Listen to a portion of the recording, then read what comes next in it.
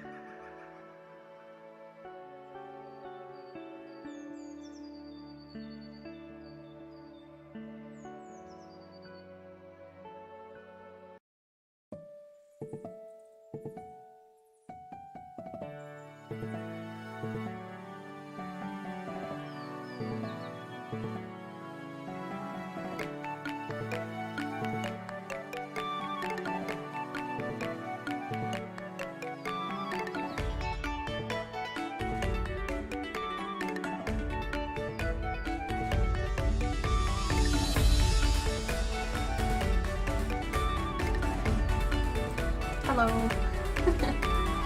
Hi. Sorry I'm late. Hi. Sorry.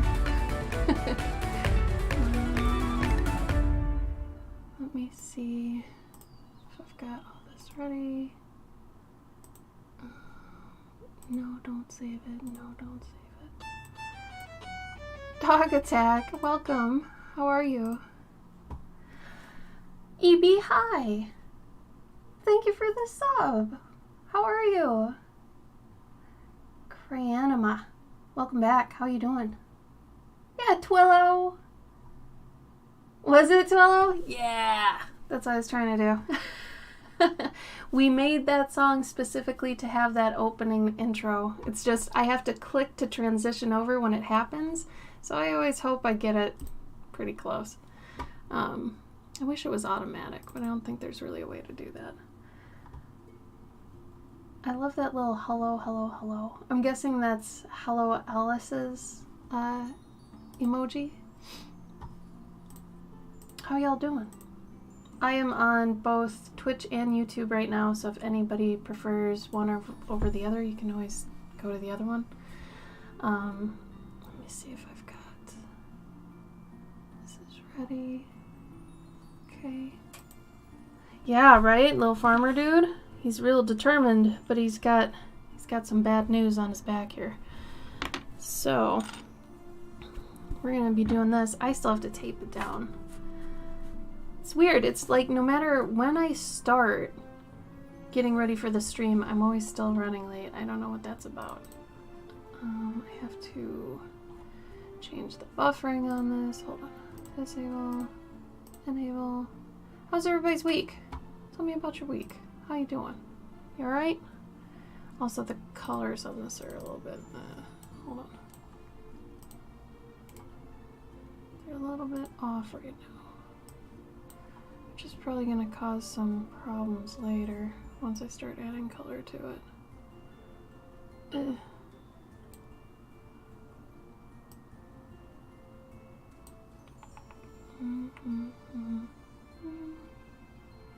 shouldn't be too bad. I mean, it's a lot more brown than this, but whatever.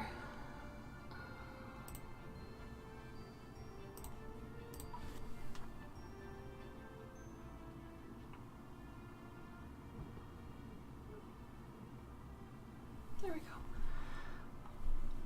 12 inches of snow here, and a lot of people lost power for days. Wow. Where are you? Are you in the US? You don't have to say exactly where you are, but like East Coast, West Coast, or if you're overseas. Totally forgot, Evie. I'm so sorry. I think you're in the US, if I'm remembering right. I have to tape this down, because like I said, we had really bad storms here yesterday. I'm in the Midwest. I'm in Illinois. And they were kind of those nice, terrible storms though, you know, but they were like kind of scary. Power went out a few places, but it was fun skies and stuff, but yeah, I guess it could have been dangerous. But right now it's like 80 degrees out with crazy humidity because of yesterday. It's the only thing I don't like about storms. It seems like the next day it's always like ridiculously humid and hot. But then after today, it'll get nicer. Well, after tomorrow. Tomorrow we're supposed to have more storms. It's April for you. If anybody here is a patron, by the way, and you're like, where are my physical rewards? Remember that the physical rewards usually ship at the end of the month.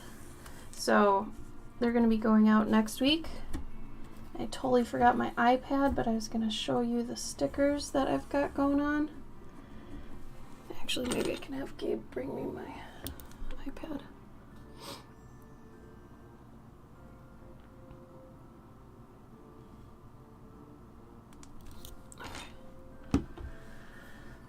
New York, that's right.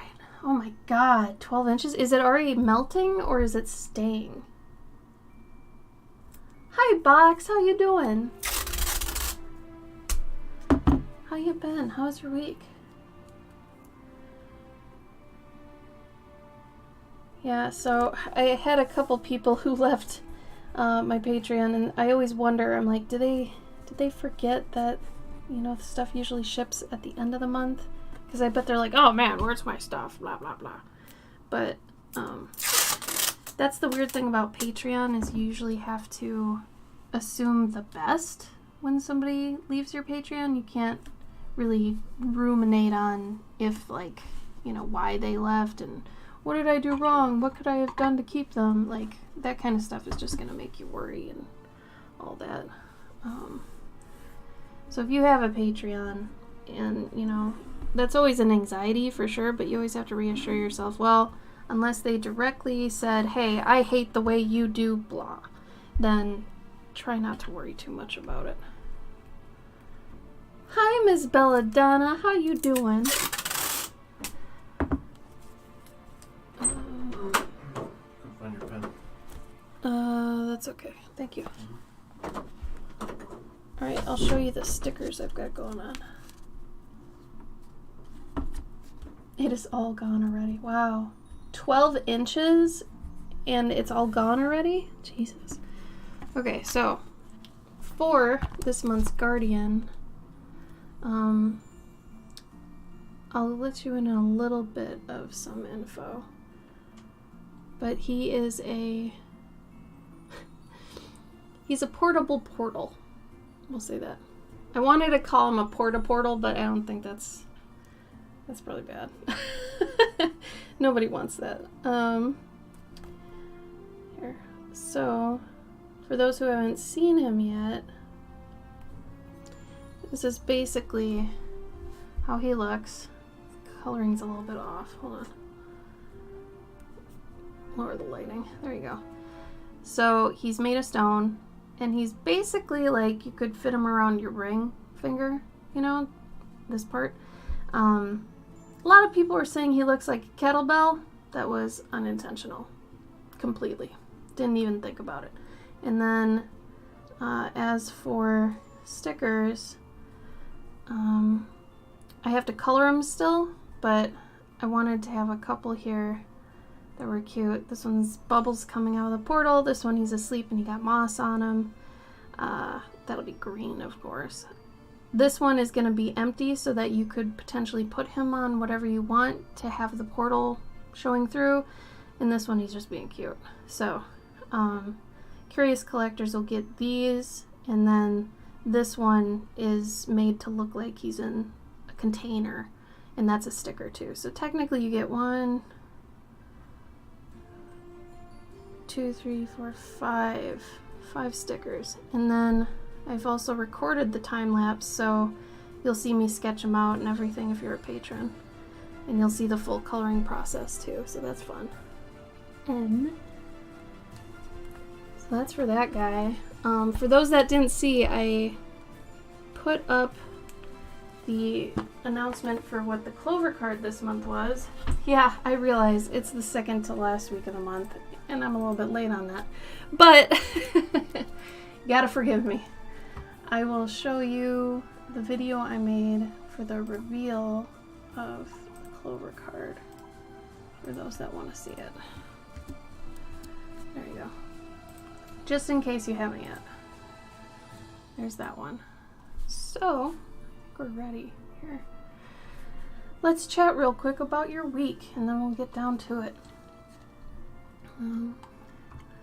Oh, EB, you love my stuff? Thank you. Oh my gosh.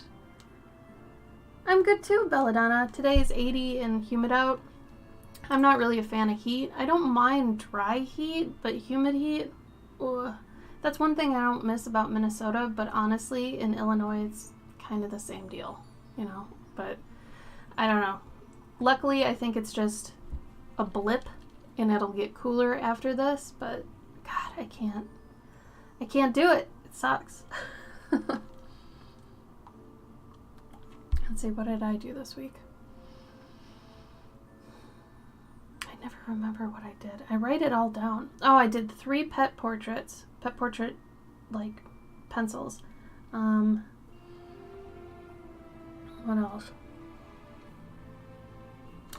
Oh, I started making lavender vanilla lattes, which are very good.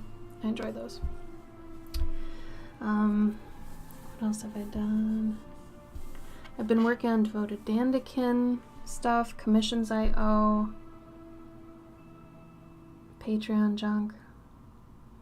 I'm gonna still try to get one of the Patreon walkthrough type things that I said last month that I would do. Hopefully I'll have time for that. But tags for my stuff on my Cricut. I made 100 sanitizer keychains. Nice! Well, that's cool. That'll help. Man, I love my Cricut. I'm with you. So here's something funny. In case you draw a lot, or your hand hurts from gripping things, or you write a lot, even if you write a lot with your hand, not necessarily typing, you know how pencils have pencil grips and whatnot, so you're trying to find a right. There we go. This is my iPad pen, but it's got a whole bunch of do's of what's and doohickeys on it. But, you know, these are like pencil grips, right? Well, sometimes I feel like these aren't big enough. Sometimes I need something a little bit more. That's why I got these guys. Look how ridiculous this is. This makes me laugh every time I see it. But I'll be completely honest, this is really comfortable. Like, I don't, if you're also somebody who draws too heavily, or you get detailed too quickly, this is so good from keeping you from getting like nitty-gritty detail type scenario, because you can't exactly like squeeze it too hard and whatever. But I love this thing. Like, I've got a few of these. I Maybe I should do a giveaway. I think that'd be fun. But it's awesome. Honestly, if my hand's starting to hurt from either, doing this too much or, this is a normal pencil that's stuck in there, right? One of my normal ones. It's really nice. I know it's ridiculous, but I really like it. That's all I can really say about it. It's soft. It's not, but it's like just hard foam. I don't know. Anyway, if anybody wants a link to these, I can throw that in the chat. Oh, so something sad has happened. Extremely sad. Like, I'm heartbroken. For those of you who have been here for years, you might remember when my sketchbooks went away. The sketchbooks I was using for everything, my Dale Rowney Earthbound Cache sketchbooks. That was the full name of them. They went away. They were discontinued. Couldn't get them anymore, anywhere, right? And I was like, man, this really sucks. I have to find new stuff. Well, the same thing has kind of happened for more of my supplies, specifically the supplies I use. So here is a link to a video I put up with more information. And if you read the comments, you'll see kind of my defense for it, because some people are like, how can you prove this? You don't know what you're talking about. If you read the replies, I explain everything. But what happened is Prismacolor is discontinuing a lot of stuff. So a lot of Colorase colors and singles are being discontinued, including this one, my brown, my lovely, lovely brown. So I've gone ham on every website I can, and whatever, like where Gabe was out at 2 different art stores last week, he grabbed a bunch. Everything's on clearance. They're just liquidating everything. And my markers. My Prismacolor markers. They're only going to start selling sets now. So you can't buy singles. It's crap. So if anybody in the US, this is US based only. I know that the globe doesn't have Prismacolor. You guys got Copics. You're fine. But if anybody else uses Prismacolor products, you might want to check your sites you always use, art stores. We cleared out one of the stores. They had Prismas on sale for like $2 each. The art sticks are going away, and like I said, Colorase. I think if you use blue and red, you might be okay, but I know for sure the brown is going away. C'est la vie, right? Oh my god. Right? I hate marker sets. I hate marker sets, and I hate regular sets that they give you. They're like, here, use all these colors. It's like, those are way too vibrant. I can't do that. I have to hand pick everything because I have a very specific palette that I use. So this really sucks for me, like hardcore. So I'm gonna have to start using Copics eventually, which I don't like. I don't like Copics. I don't like the shape of them. I don't like how they feel. I'm just not a Copic fan. I like that Prismas are round. Copics are like rectangular. I don't like that. So I don't know. I was bummed this week to find that out. So that's my bad news, I guess. It's so silly. It's so dumb. What's even more dumb is that I think, I'm speculating here, but it seems like marker companies make a lot of money from single markers because they overprice them, right? Copics got smart and they made refillable, like refills you can buy. And honestly, for a while, Gabe and I were taking Copic refills and putting them in Prismas because we like how the Prismas are. And it's all the same pigment. It doesn't matter. But Prismacolor never made the switch to actually make refills for people to buy. It was really stupid.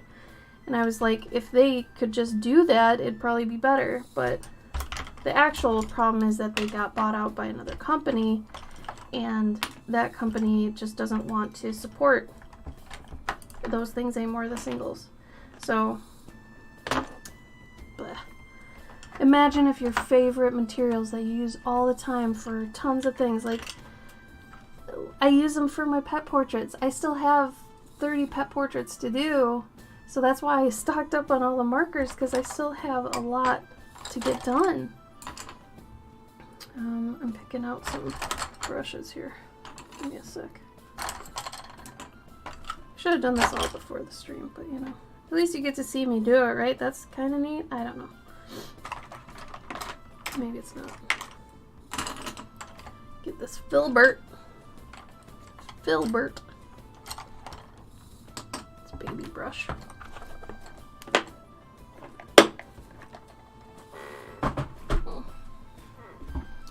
Mixing tray that I should have cleaned off. You feel so sad for me. Thank you. I actually appreciate that. It sucks, man. I don't know what to do. If anybody finds a website that has like a bunch still around, all my I can't find a French Gray 156, which is a brush pen 20% gray. I can't find it anymore. It's completely gone everywhere. Nowhere has it. So that sucks. That one was a nice one. I use 155 more, but I don't know. Alright. I think we're ready to roll. Except I forgot a big brush. Come on now. The all over brush. Gotta do that.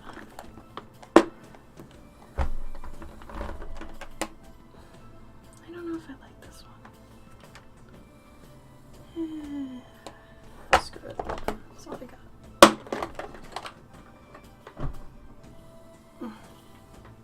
Alright. Always got a roll of paper towels nearby. I really should switch to just regular towels and just wash them because it is just watercolor. But okay. Now I'll make sure brushes don't have dust in them. Get all the dust off the painting. I gotta pull up a picture of a turnip. I totally forgot what color turnips are. I know they're purple on the top, which was the main reason I wanted to do this. And I'm gonna just go straight over the netting, and then afterwards I'll probably use some gouache and just go over it that way. Oh, turnips, you're so cute. I love you. I love you, turnips. I should do a turnip pip. Turnip pip. Oh man. Ah, I gotta message myself that. I wanna do that. Everybody like secretly likes at least the aesthetic of turnips, right? Come on. Turnip pip. Oh, that would be a cute one. Okay.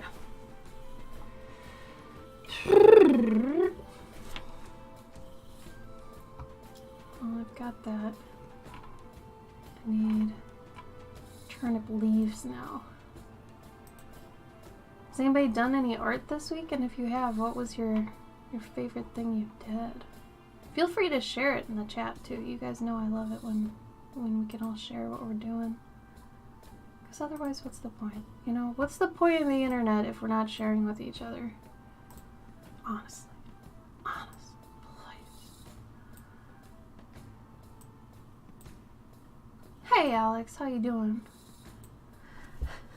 I like how it's just, hey Ashley, period. It's just so serious. Hey Ashley, what are you doing? How are you? I'm fine. I sent you some things earlier, Alex. I forgot what it was. Oh, they were fun TikToks. I sent you a couple TikToks. My eye is twitching, y'all. Ugh. Well, this looks actually like it could be a pretty good... Wow, that is so off. Hold up. Hold up. We gotta fix the camera. These are not accurate. There you go. Aren't you happy to be here, Alex? Come on. Oh, yeah, that's way more correct.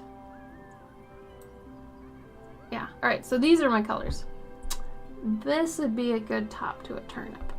Turnip top. So we're gonna do that. But what I'm gonna do is I'm gonna do an all over here. just to give the whole piece kind of a cohesive base. Base! Bass, and then treble in the bass. But what kind of top part? Oh my god, you're upside down.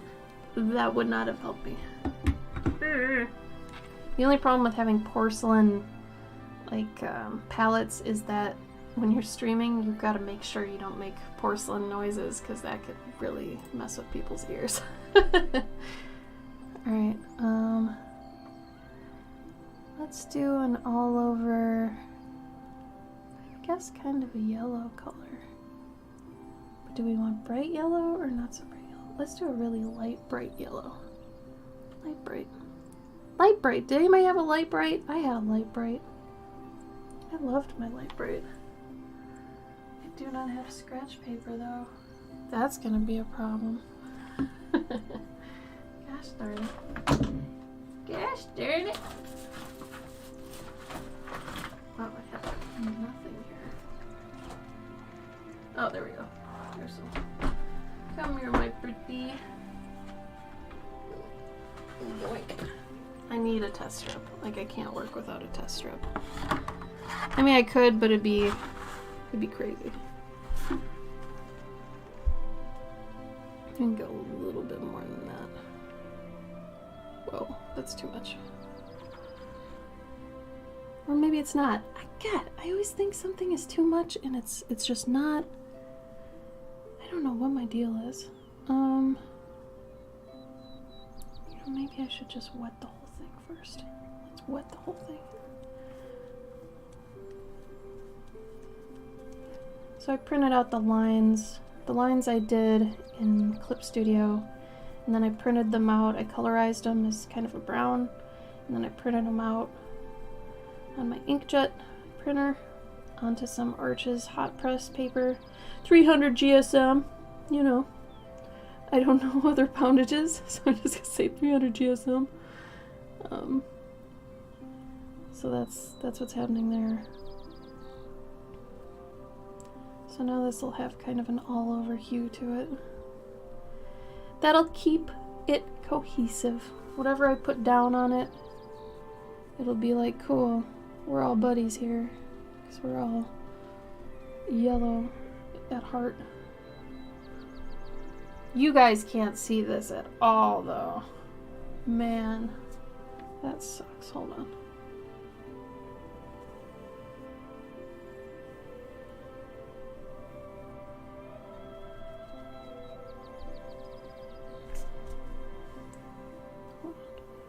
Still working it. And then we'll see if I can get it so you can see it. That'd be helpful, I think. Right? It was funny because all they do is walk. Walking, and now we're walking. We're walking. The brightness, contrast. Now you can kind of see it. I mean, it's not as vibrant as I see it, but yeah.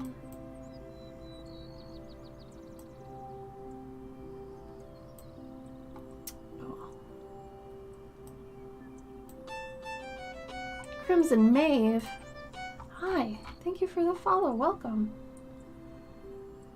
You're welcome, Alex. It was a decent wrap, too. Guy has mad flow. Alright, so I'm gonna let this kind of dry first because I don't want to go right into the turnip and then just have it bleed everywhere. Because right now everything is wet, so during these times we can talk. It's okay. If anybody has anything they want to talk about or anything they're curious about, we can talk to it.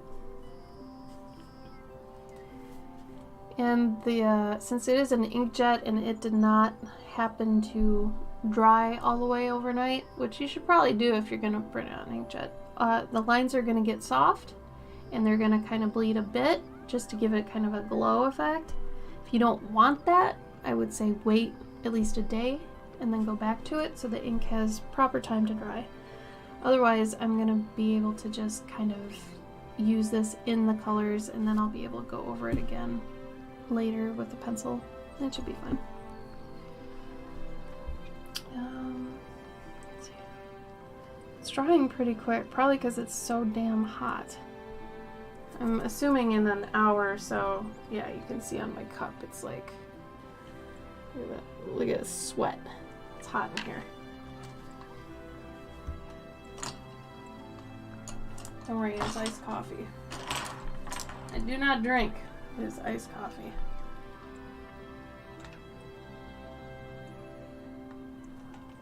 Which, caffeine is its own drug. We'll talk about that another time. Like a prostitute in church. I mean, unless she cool with herself, you know, if she is fine with who she is, she would not be sweating. Just saying.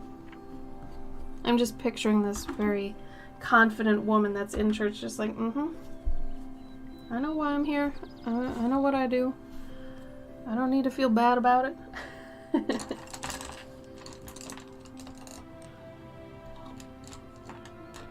Alright. Oh, did she? Cute. Was that character played by, what's her face? She plays Tammy on Parks and Rec. Is that her? Really high voice? I can never remember the actress's name. It's a good line. I give you credit with that one. It's a good one. Oh man. Best followers, primes, and viewers. You don't say. Wow, wow, wow. Lucky me. I could be the guy.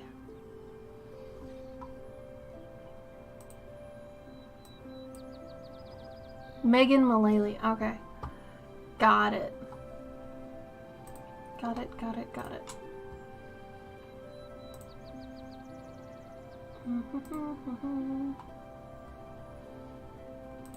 Root vegetables. I like that turnips just kind of look like parents of radishes. Radish parents. They basically are, right? Don't they taste the same? Just kind of more chill than a radish. Okay, Abby. Yeah, is anybody working on anything right now? Anybody else painting along? I was gonna make this a coloring page and I totally spaced. I really should have done that. Let's see, is it dry enough? Dry enough? Touch it a bunch, yeah, that's great. I think it could be. But yeah, since I'm gonna be going over this with gouache, it's okay that I go over the net because the net's gonna just be covered in some gouache.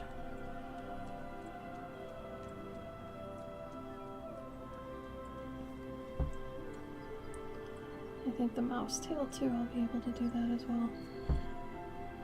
So no problems there. And then let's get some of this magenta. Some of this red.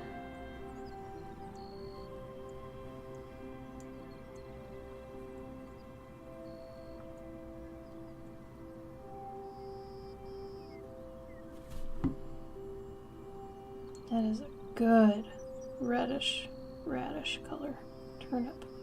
Turnip radish.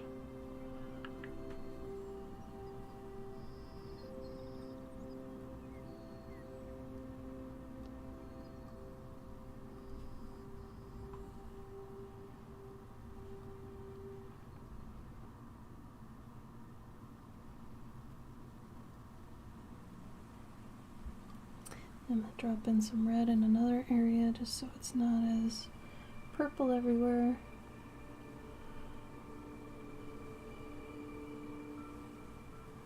So you get some variation of color.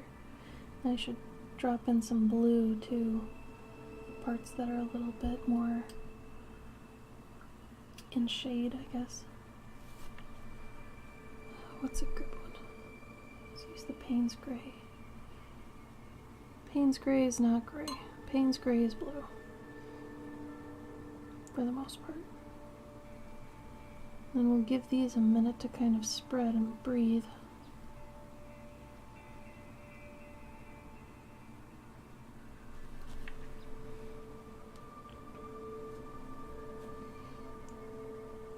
after we kind of move them around a little bit. I don't want them to do things they aren't supposed to do. You gotta kind of guide them. It's okay now. And then I think at the bottom, end up adding some more, maybe yellow, pale yellow.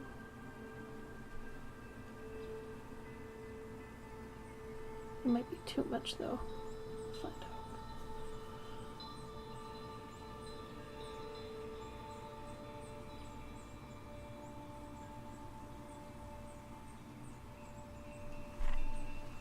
It's one colorful turnip. Graphics tablet and digital doodles over last month. It's been fun, but finding real pencils are feeling awkward. So you're getting more used to digital than traditional at this point? Is that what you're saying? It's really hard to keep the balance. I feel like you almost have to have keywords or something in your head when you switch over to different mediums so that your brain knows which folder to open up in your head to get at those skills. So I mean, thinking about maybe the pencil on a tablet as a stylus versus a pencil in real life, that might help you keep from expecting the stylus to work exactly like the pencil. However, you can get brushes and things online. You can download them that mimic the real thing pretty well. I know Kyle Webster's got some. I've used those. Those are pretty good. Max I don't remember his last name. I know it starts with Max, so I guess if you did digital brushes and typed in Max, it might autofill the rest. But yeah, I forgot his name. But pencil's always the same. I just changed the settings. Real pencil, I suddenly had to remember it was going dull and silly little things. Oh, I see. The fact that the material actually degrades and diminishes over time. Like you couldn't remember that happened to it. Oh, that's so cool. Yep. The undo thing.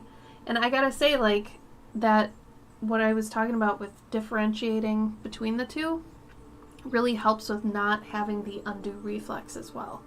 So, like if you can do that and start saying, okay, I'm doing digital right now, this is a stylus, you know, there's an undo here. And then when you go to your sketchbook later, no undo, just have fun, be loose, go for it, you know?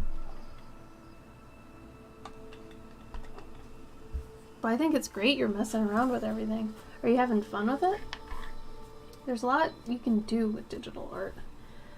But it is always good to have kind of that base of traditional knowledge because it translates pretty well. Oh, this is in the sweet spot. I can actually poke this around, have it do what I want it to.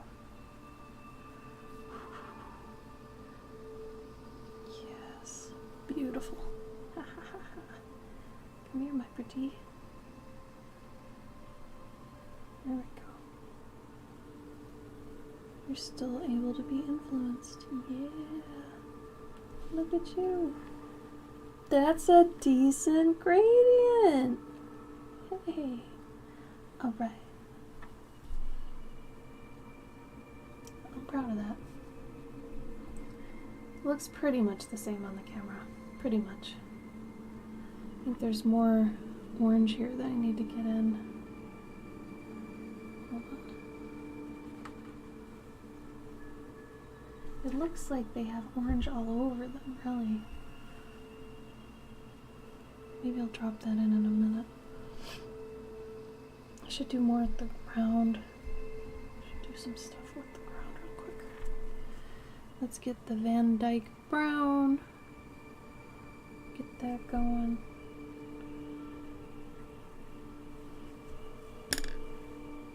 Get my filbert out. Today it is watercolor. I've got mainly Winsor & Newton colors, but I've got a couple Daniel Smith nearby that have been so graciously donated to me. Because Daniel Smith are an arm and a leg to pay for.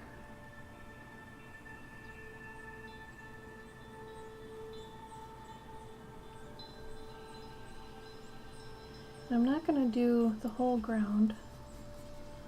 I'm just going to do kind of a faded version of it, kind of like a Beatrix Potter book, how the ground kind of fades away.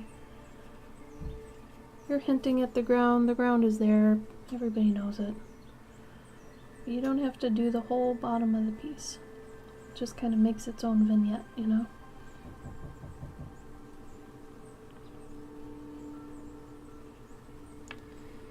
So, someone was knocking at our door just now. Don't know what that was about.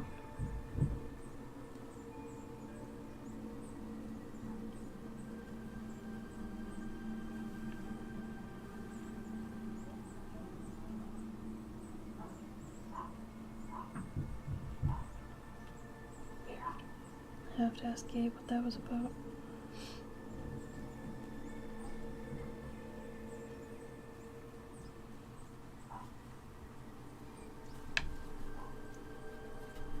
I'm gonna move it up a bit so you can see this.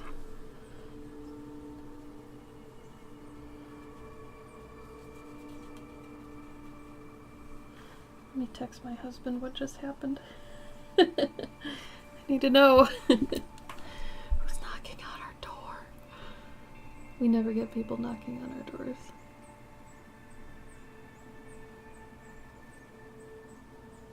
Maybe it was the post office.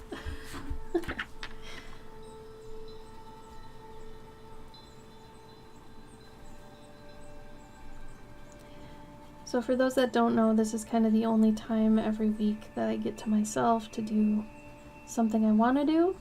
I do it during my streams. So sometimes if I'm under a crunch like last week, I might cancel a stream or work on work during the stream. Also, sorry about that. I had to cancel last week. I was way behind. My brain this month has not been working well, so yeah, it's hard to explain. But I had to last week. I'm sorry about that. Oh yeah, Jimmy John's wrong address. Bummer. We'll take your sandwiches. Dirty. Good one, Alex.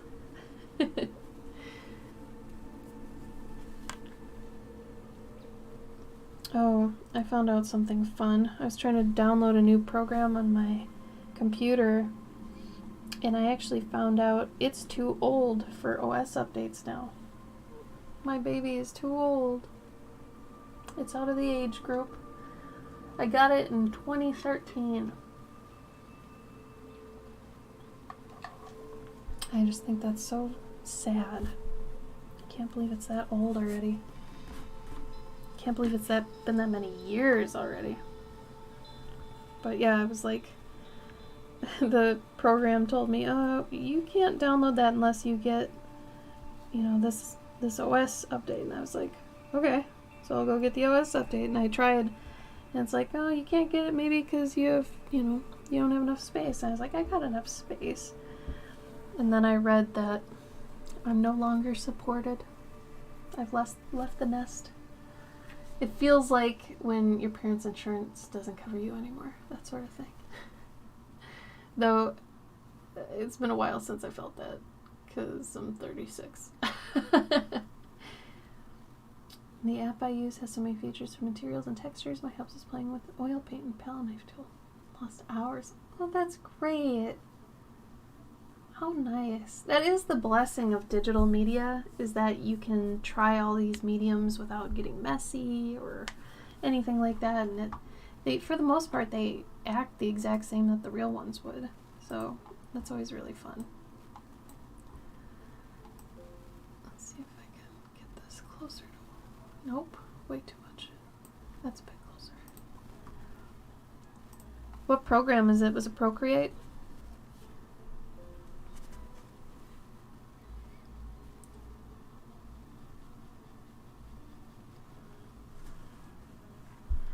Or ruin brushes. Yep, it's true. I feel like then people can kind of feel out if they want to, you know, attempt it in real life or not, if they enjoy it. Okay, let's go for the leaves. So the top of the leaves, the ends of the leaves are more blue, and where they start is really white or yellow, and then it goes from kind of a lime green to a blue green, which that's kind of standard for leaves, but sometimes you just want to make sure.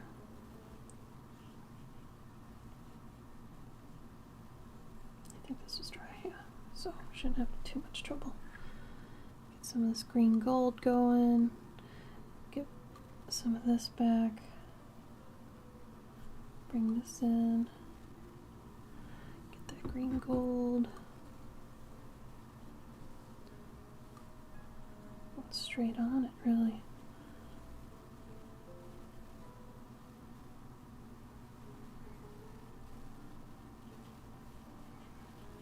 And then I'm going to get some of that green blue so they can kind of hang out on paper.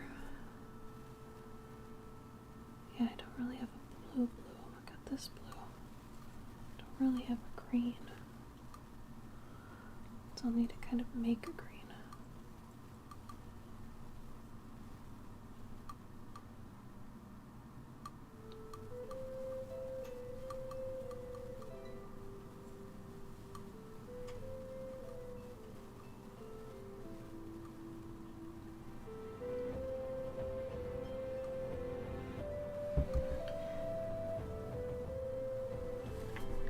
Wow, that is electric on the camera. Goodness.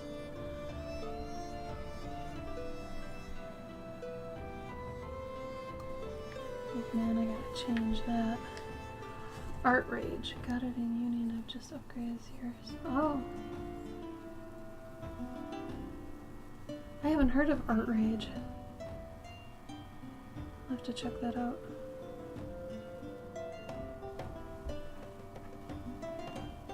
I know most people use Procreate to paint nowadays. I like to use it for animation. I know that's kind of backwards, but Procreate has a really simple, nice animation tool that's really fluid, that you can kind of map out an animation easily, really quickly, and then I bring it over into Clip Studio, and that's where I ink it. So I make sure the animation and the frames work in Procreate, and then I transfer the frames over, polish them up, make them look nice. We have to open Moobot because it's being dumb.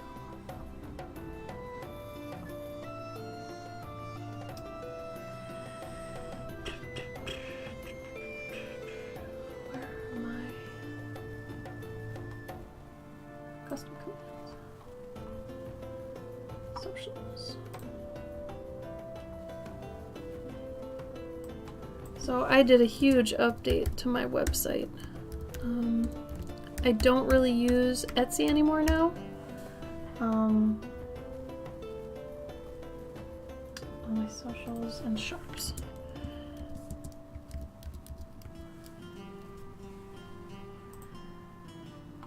Yeah, so that should change it.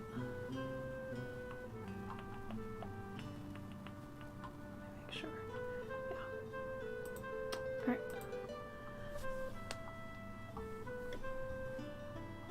So I transferred everything that was on my Etsy over to my website now, which I had been meaning to do for a long time. I just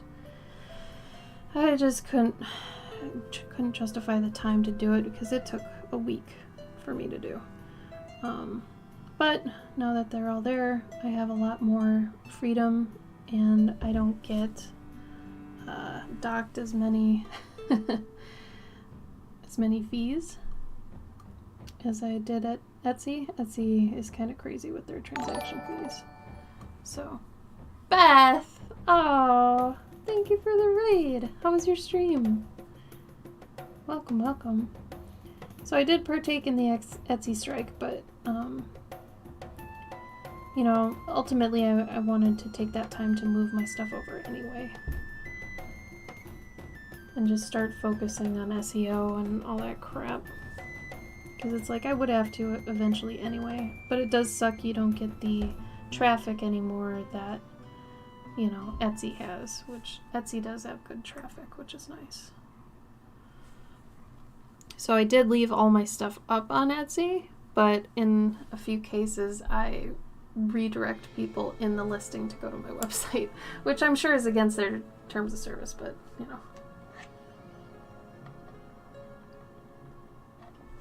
Oh, thank you, Craig. Yeah, Beth really is one, isn't she? Thank you, Alex. I'm glad you like them. It's not ideal. It's not what I like want to do forever, but for the moment, I think at least it's clear, it's clean, and that's all I can really ask for right now, with given the time I had. So I'm pleased with it.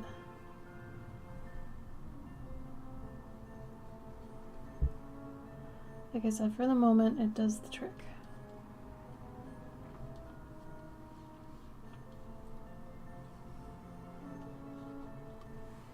Alright, let's throw some of this in here. Go up here, throw some more of this green down.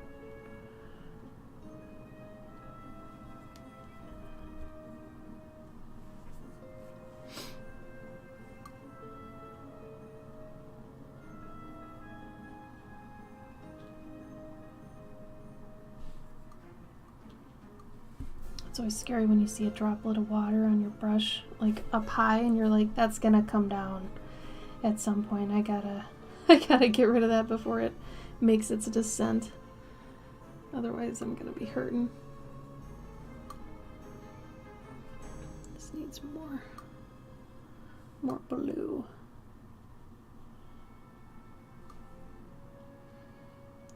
Remember, leaves usually get more blue-green the further out they get from the stem and from, you know, the base of the plant. Because technically it's like, I don't want to say it's already dying, but it's not getting as much nutrients transport to it as the inside. So that's when it usually starts going a little bit bluer.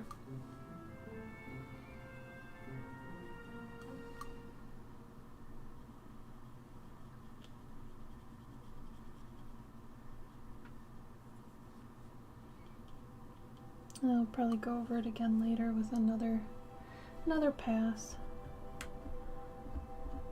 How was your stream, Beth? How you doing? You have a good time? Thank you for the raid.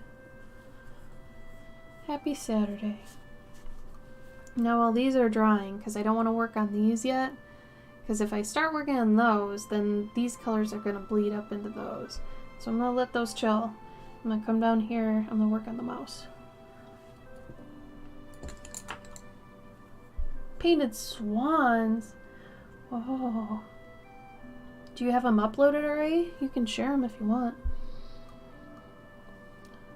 So weird. Every time I pass this one area when we kind of go into the city, there's this one lake that's like, it's barely a lake. It's almost a pond. But there are always swans there.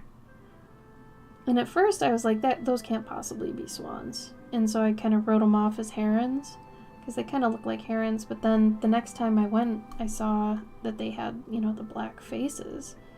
I was like, those are swans. It was crazy. And then Gabe even left one day and he came back. He's like, you know, there's a place with swans? I saw a whole ton of swans. And we're talking like 50 swans. So that's cool. But it's also like super left field. What are these swans doing here? What's their business, you know?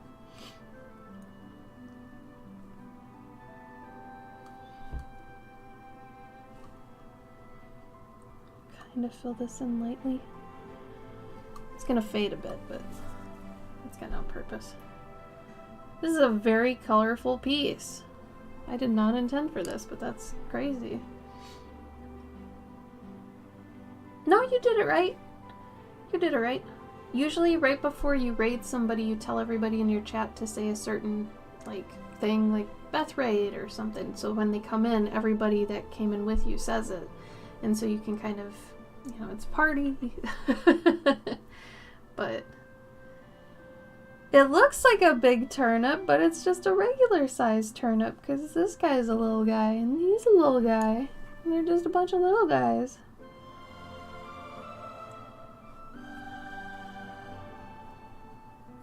He raided a garden. He did indeed. So this actually, Gabe and I had thought of this cute idea, and I was going to do it for the Clover card this month, but I want more time to kind of market it. So this will probably be the Clover card next month, and it's got a cute little story about what he's doing with the turnip, and I don't want to say there's drama, but as far as you can get with woodland drama, there's drama. And no, it doesn't have to do with this guy. He's cool. This little pill bug's fine. He's not rubbing anybody the wrong way. He's just doing his thing.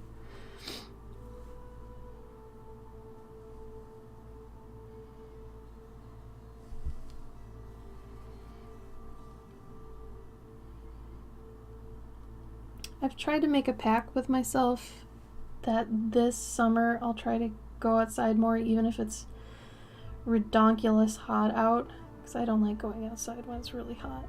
But I really want to make an effort because I don't want to get to the end of summer and be like, I didn't go outside.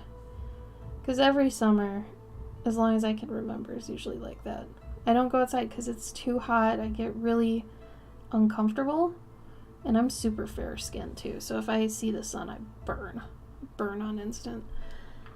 So I feel like though if I kind of gradually do it, I guess, and introduce myself back to the heat and all that, that maybe I'll have a prayer and it won't be so bad. But I don't know.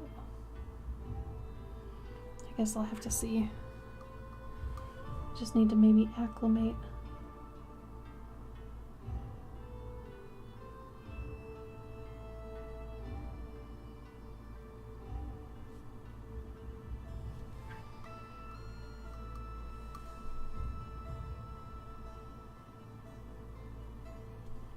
Gets so humid here in the Midwest.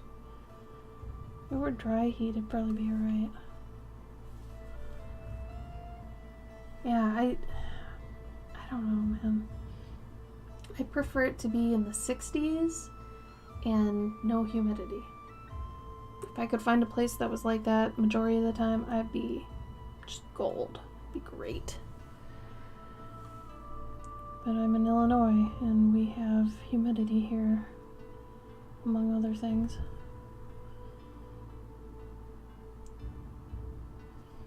Which, the humidity is still better than Minnesota. I'm from Minnesota, so the land of 10,000 lakes. Yeah, which end up helping it be really humid. Funny enough. But it's a beautiful state. I love Minnesota so much. Honestly, I do kind of wish I still lived there, but it came with its downsides too. Every place does. Yep, all the lake humidity. San Diego's in the 60s? You sure? 70s, I think, is more... Right, 60s maybe in the winter. Right? Because in the summer, doesn't it get up past 80 there? I know the ocean kind of keeps it cool, but... Let's give this guy some color.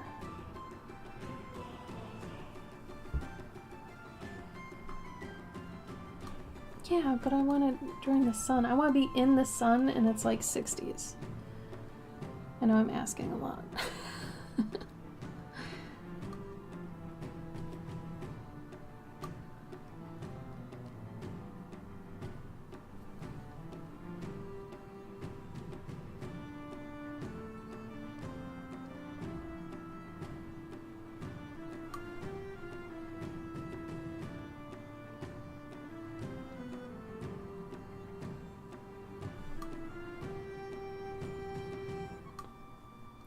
Kind of want to do the jeans on this mouse, like he's had some worn areas, so I might have to blot them out, which could be pretty cute.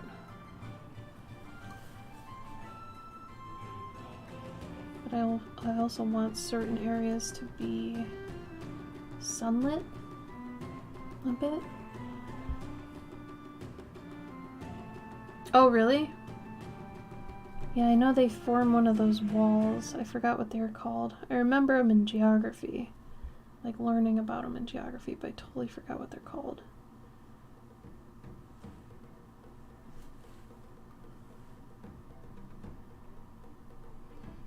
Okay, so if this gene is in the sunlight, I'm gonna make sure his butt's still a little white, like he sits on it all the time. I'm gonna add a little bit of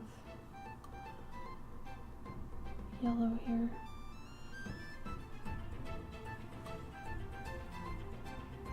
But I also want it to be a little bit worn, because he's also a farmer. So he's on his knees too.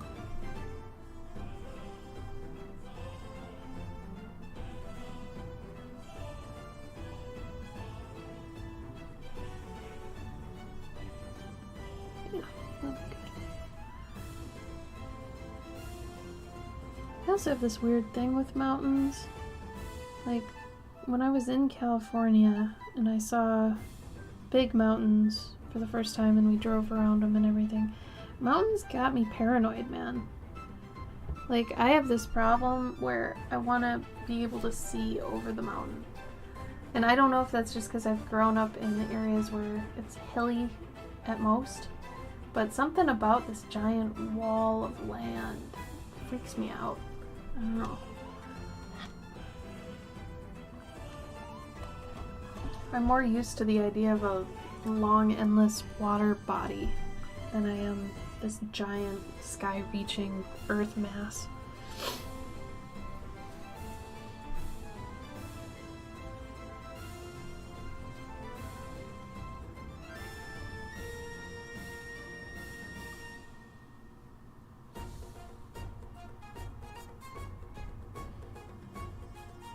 I kind of want that to fade out a little bit because it's in the back.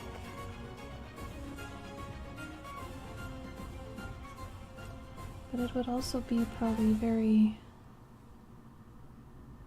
dark. Ah, that's tough.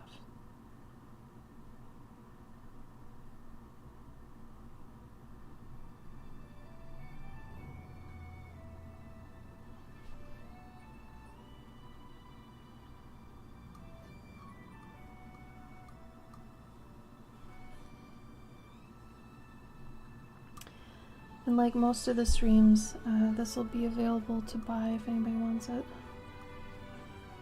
I just like making them.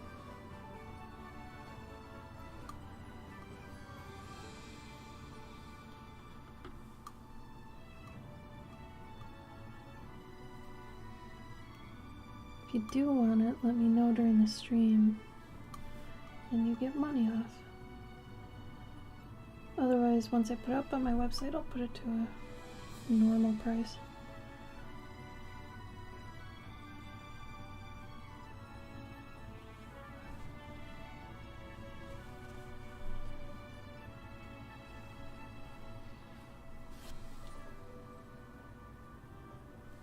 Pretty mild. Not super keen on either extreme hot or cold anymore.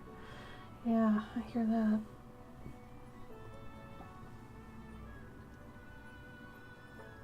No, oh my god. I've been to Texas once, and I've been to Florida once, and I never want to go back to either. I don't understand how people can live there, I'll be honest. I mean, unless you love heat. But even so, I hate being in a place that's super cold from air conditioning and stepping outside and being hit with that wall. I hate that. Like, I want to be outside, you know? Thank you, EB. I'm so glad you are. Now I'm going to rub out a few areas because, like I said, I want the pants to look kind of worn. So I'm going to rub them out.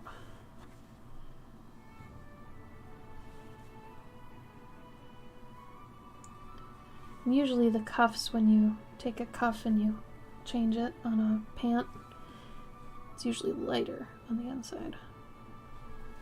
I think now we're ready on these ones. So let's go back to these guys.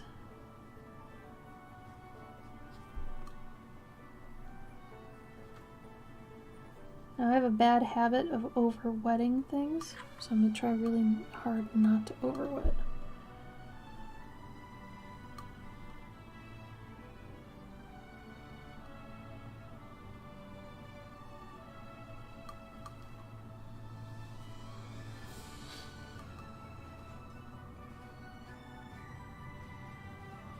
Oh, I hope so, Craig. That'd be nice.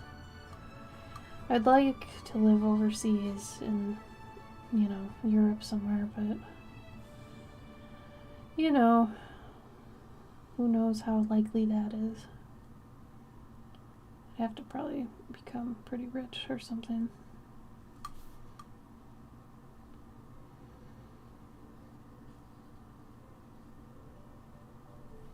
But honestly, I do still like seasons. I do. Seasons are nice. I like snow a lot. I like fall. I like spring.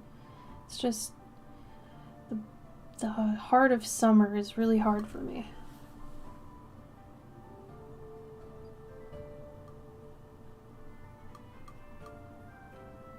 So I really want to be outside. Like when I have free time, I love to like garden, go outside, landscape, do things like that, but it's tough, man. Not when it's crazy hot out.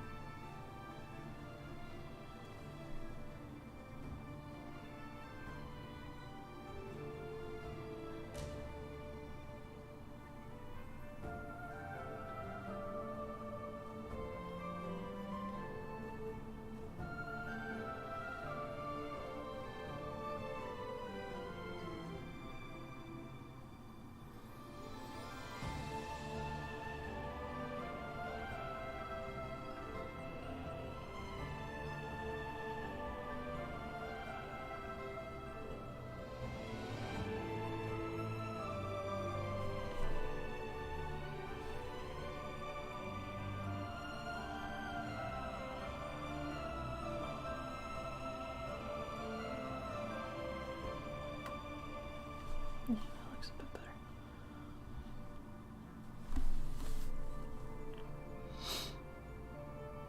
It's like this is really colorful without boasting that it was gonna be colorful, you know? It's crazy. Go back over these pants. Goodness, that's gonna be way dark.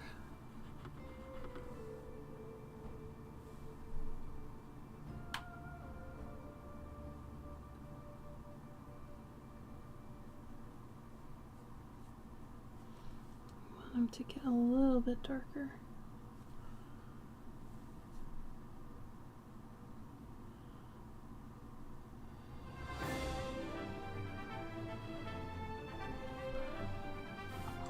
Thank you, Box.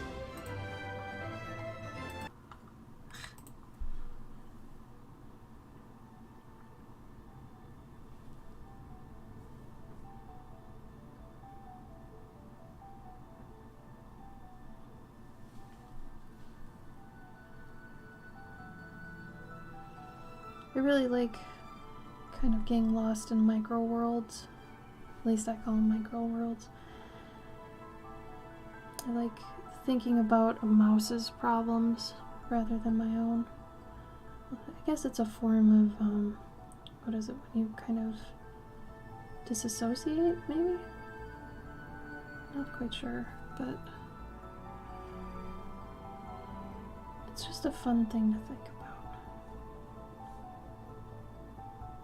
There's one story I have that I can't wait to do. I think it'll be the first one I work on, first or second one. And it's about an old mouse and a friend that it finds, and that's just basically it. Like, the rest of the story is just how they get along. Kind of an odd couple scenario, but I'm really excited to do it. It's like, I'm gonna call it grumpy cottagecore. Because really, it, you know, there's that aesthetic that goes with cottagecore and certain things that go with it, but if it's a grumpy elderly mouse, it's gonna be kind of a different scenario, I think.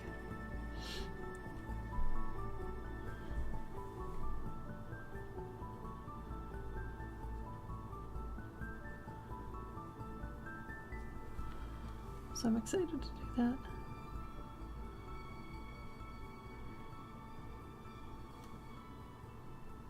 Speaking of stories, Journey June is coming up. I think next month we're going to start hitting the hero workshops hard. So if anybody wants to join in, the quick synopsis is, if you've ever wanted to write a story, if you're an artist or a writer, photographer, it doesn't even matter what you are, if you want to make a story, if you follow this challenge by the end of June, you will have a story.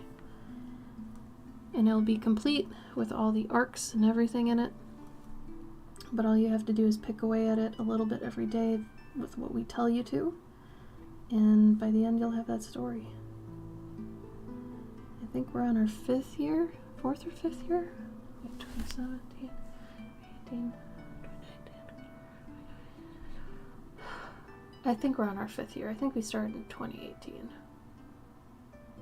Pretty sure. If you want more info on it, it mainly takes place on Instagram.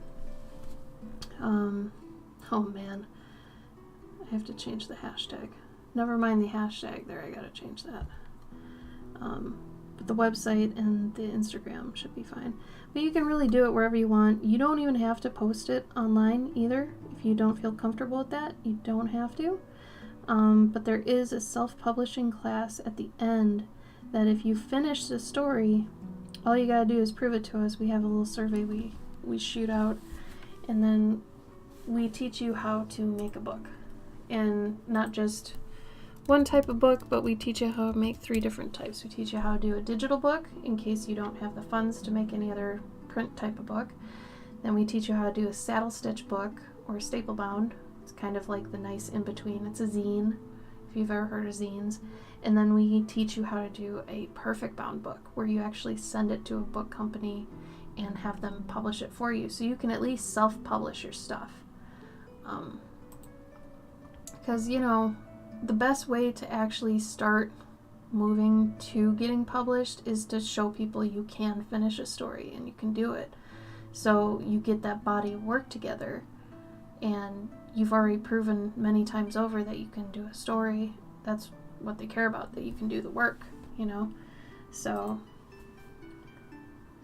it's 2022, right? Yeah. So what we did is we break up the hero's journey into 30 days of June, so that every day it's a different part of the hero's journey. And that's all it is. You can do it any time of year, but the nice thing about June is that all these people are doing it at the same time.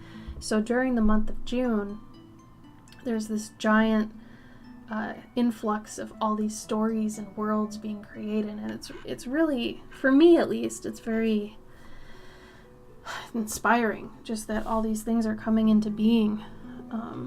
So my husband and I have been running it now for 5-ish years, and it's always so fun. It's so much fun. We usually partake in it if we're not too busy. I think there's only 1 year I didn't do it. I couldn't do it, but I'd like to do it again this year. I'm starting to think of a new character for it. We suggest that you use characters you've never used before for anything. No backstories, nothing like that. It's going to be the easiest thing to do if you're not used to writing a story. Because what happens if they've already got a backstory and everything is things get really muddy. You'll start combating with the prompts, being like, well, they can't do that because they're doing this. So we typically like people to kind of have brand new characters, at least for this first time. If you've never done it before, brand new characters that you can kind of take on this practice journey. And, if afterwards, way later or something, you want to, retrofit them into the story or do another story with them now that you know more, go for it. Definitely go for it. But for this first one, we suggest you start with the new one. So if you're interested in doing this, the best thing I can tell you to do is just start thinking of a hero that you'd like to take on this journey. And don't make them overly complicated. If you look at the Journey June tag, we very much encourage that people keep them super simple. Thumbnails, no finalized illustrations. This is a storytelling challenge. It is not an illustration challenge. Okay? You're doing a first draft of a story visually. So you really don't want anything to be very polished or nice. First drafts are always messy. They should be, because then you're just working through ideas. That's what this should be. And like I said, if you're not comfortable with other people seeing that roughness, it's totally fine. What I ended up doing is I made a new Instagram account just for my Journey June stories.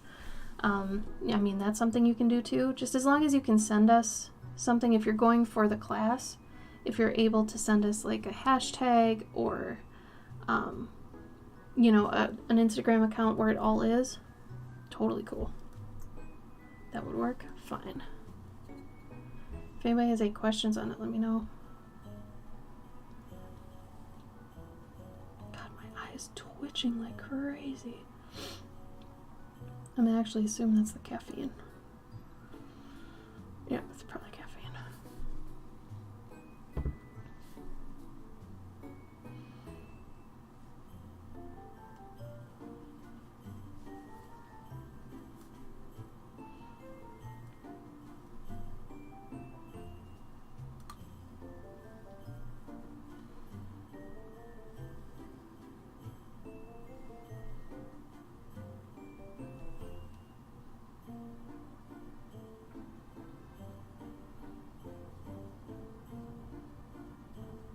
Wow, it's windy out today.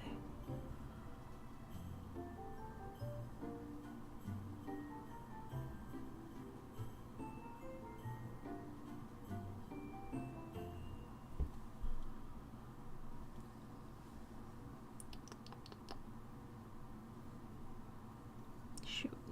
Wrong blue.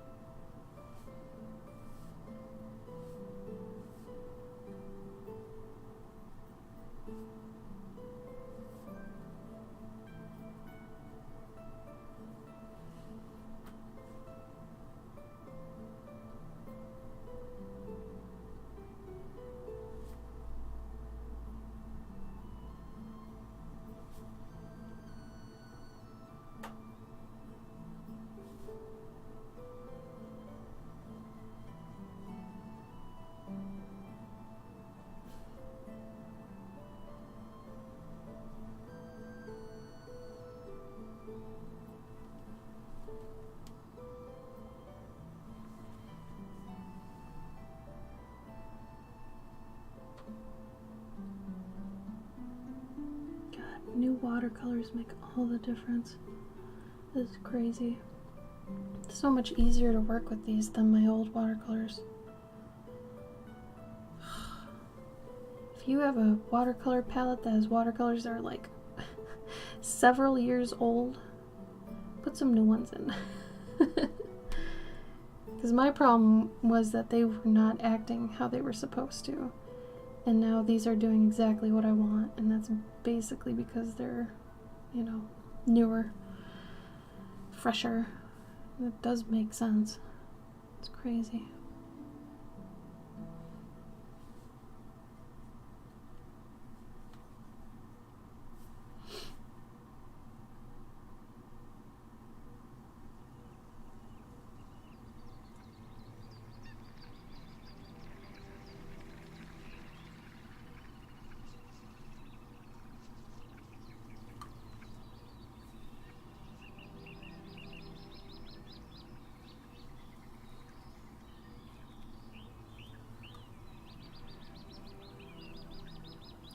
No, just, not even fresh paint, just newer, like that newer palette. I'm using that one that I did that Patreon post about. So, I mean, I made that, I think, going on 2 months now, but the palette I was using before for everything was this one. So I have to update all these, because these are way too old. I made this probably in 2016. So these watercolors probably had dust in them. They've been through a few countries. Like, who knows what they picked up. So these ones were poured out of the tube less than 2 months ago. So these are acting so much better. It's really weird. But yeah, not like fresh, like fresh. Sorry. Should have chosen different words, but oh, you put the swans in the Discord? Yeah. Let me see.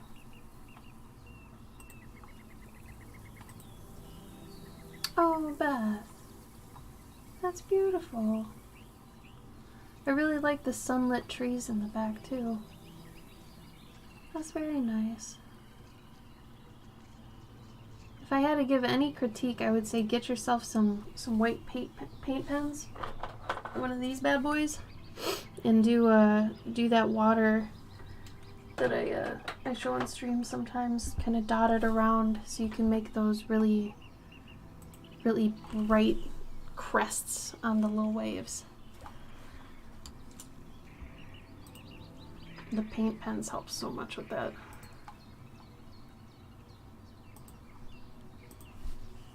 You're welcome. Beautiful work. Beautiful. Beautiful.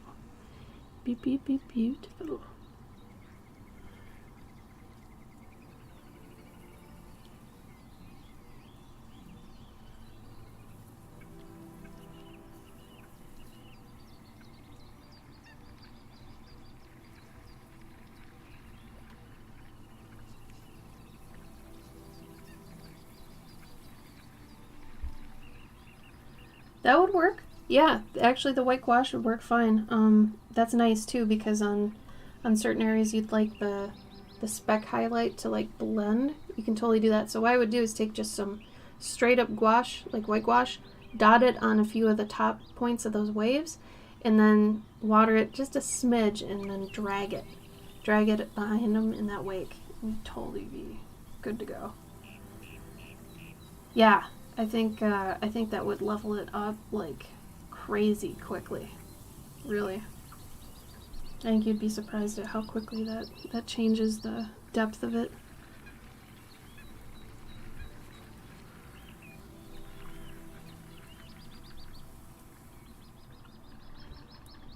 Does anybody here eat turnips? You want to tell me what the inside of a turnip looks like? Is it white? I'd assume it's white. I haven't eaten a turnip. I'm a bad person.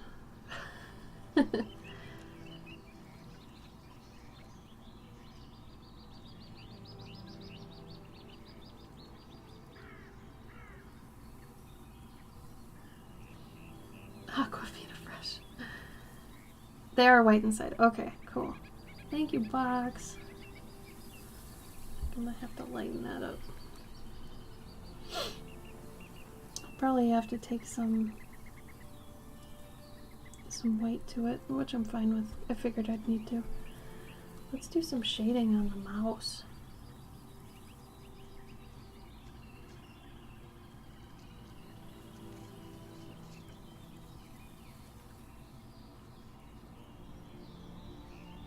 Oh, really? Is it mainly added to meals for that crunch? I would assume?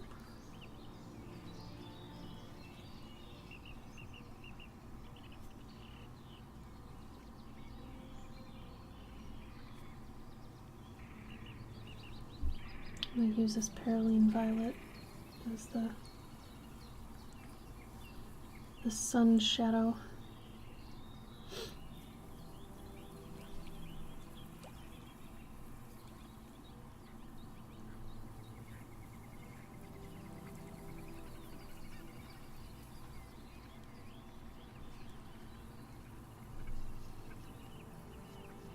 Carrot and a potato. Really?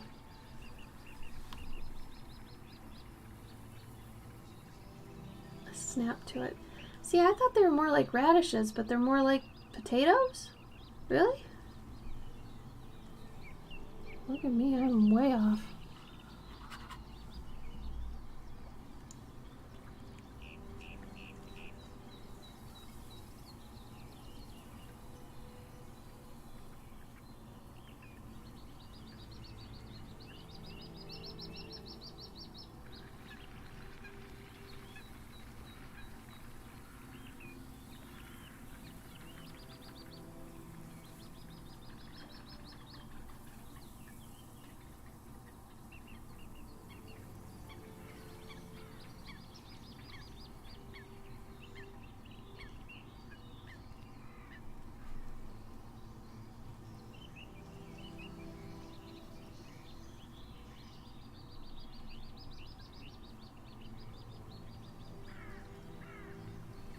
I'm using this Paraline Violet in the areas that are outside of the main shadow, because then it's like the sun is hitting that area. And then for the inner shadow, I'm adding this I think it's indigo?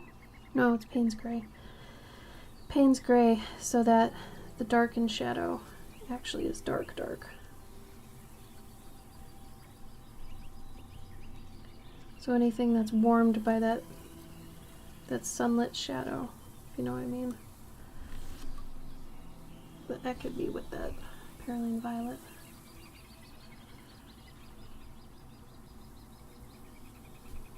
And down here, since it's backlit, I have to change the lighting a little on this whole thing, because it's going to have bounce lighting.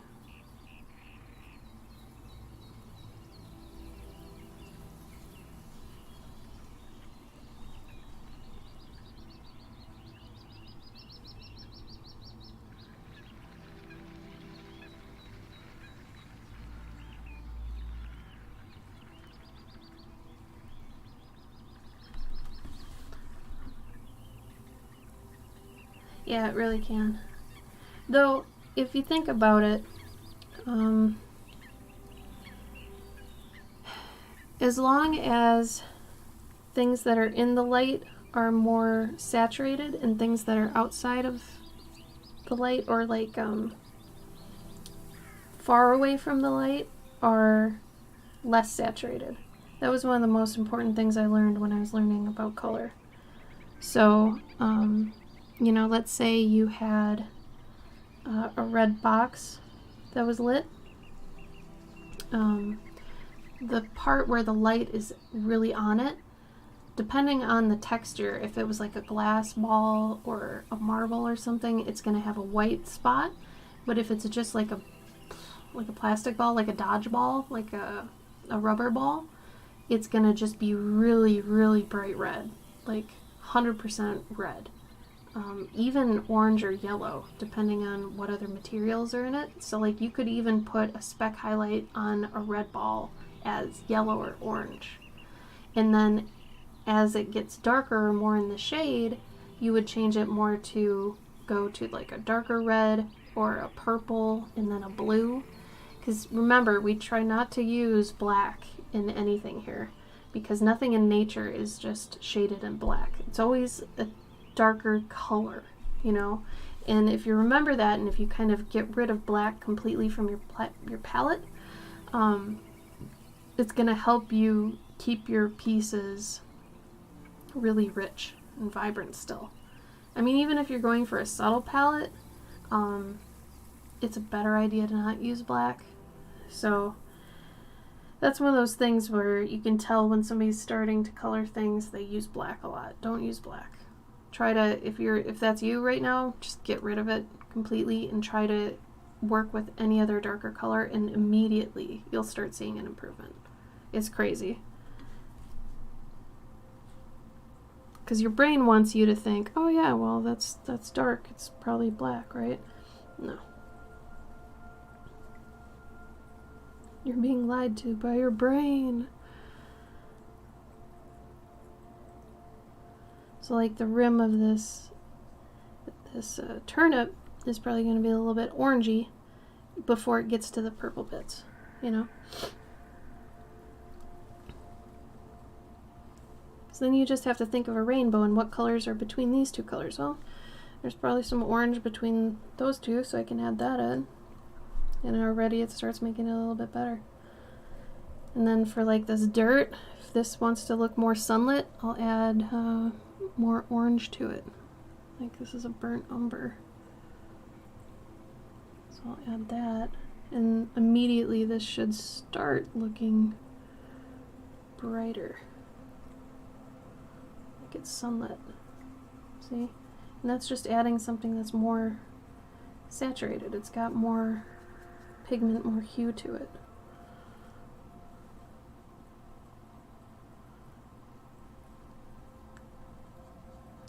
So that's something James Gurney does a lot too. If you want to just show that light's touching something, it's how you do dappling with trees as well. You could have just like a landscape and then just that's got maybe this kind of blue on it, and if you just dapple in these kind of yellow greens, it's going to look like it's sun peeking through. Yeah, purples and blues. And, you know, that's when people get really crazy with a lot of colors. They start experimenting and using non-shady colors for shade. And then you get some really interesting effects. I have a few friends that color a little a-traditionally, so they end up using a lot of psychedelic kind of colors and things, and the results can be pretty cool. But it's like you have to have rules in your head. Like if you're going to start doing shadows as bright oranges, you have to stick to that. And that's going to be the thing that, you know, holds the piece together. You're making your rules. So if you do that, make sure you keep it. Otherwise it's going to get confusing and muddy. For the rope, I'm going to be using gouache. And it's going to go on top of the watercolor. It's going to be a Naples yellow, probably. So I'm not even going to be using watercolor for the rope, which I guess I could have my husband bring that in. I kept forgetting to grab it. Or you know what? I'm going to take a bathroom break. Take a bathroom break. I'll go get some Naples yellow, and we'll be good to go. Ah. And I'll probably get white gouache too. So, oh, before I do that, I don't want this to, I want to blend this a bit more. So it'll just be a couple minutes, less than 10 minutes for sure. Yeah, there we go. And I'll probably darken this all later too, but for right now I'm doing layers. Layers and layers. So I'll be back in a jiffy. Right?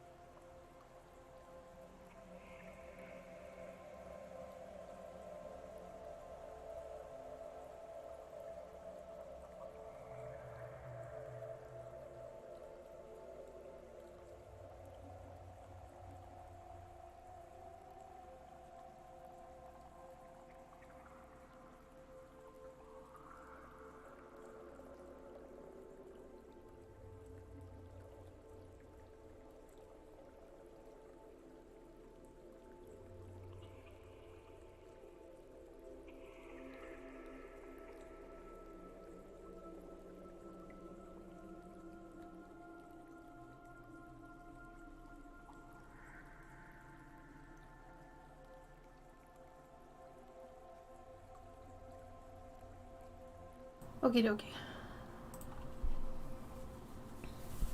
I went and got some Naples yellow and got some white gouache. So I'm gonna pop these onto my palette. And since they're gouache, it's like, typically you want to use it when it's out of the tube.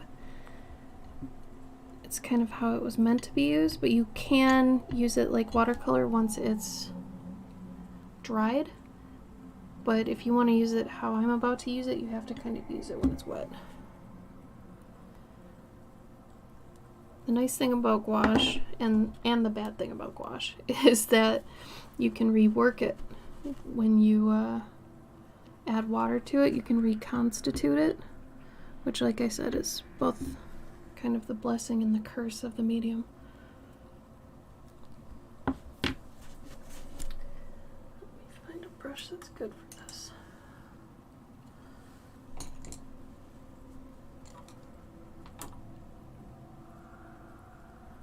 Yeah.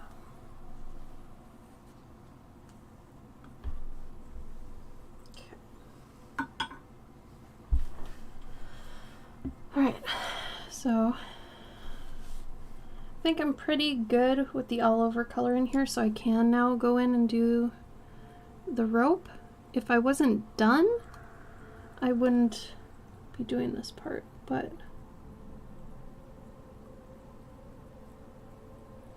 see how I can actually go in here now, and it's opaque, right? Like it's paint.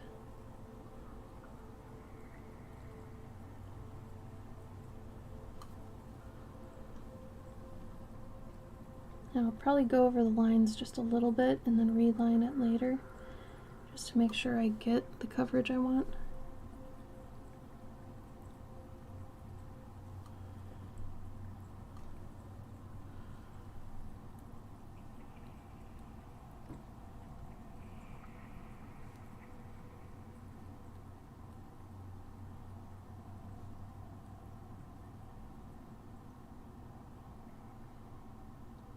So this is part of the reason why gouache and watercolor work well together, because you can do this sort of thing.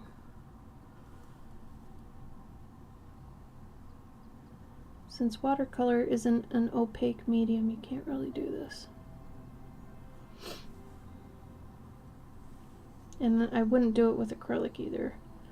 So acrylic is too plasticky, and it's not as forgiving as gouache is. They just don't mesh well.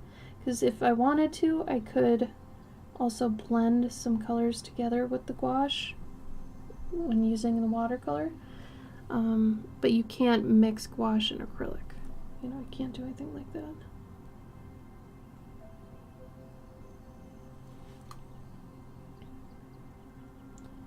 Plus, gouache and watercolor use water, where acrylic, if you want to water down acrylic, you have to use a medium.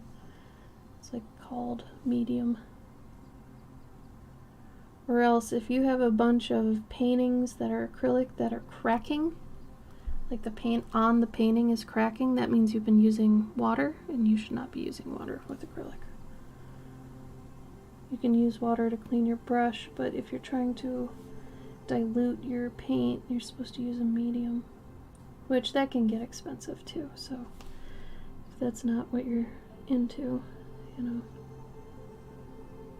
maybe try out gouache and watercolor, it's cheaper.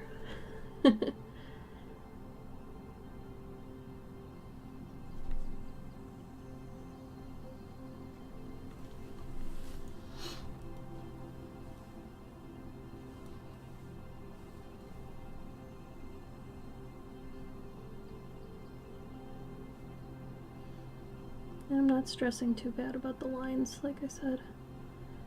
I'm gonna go over them in the end again anyway. So if it's messy, it's okay.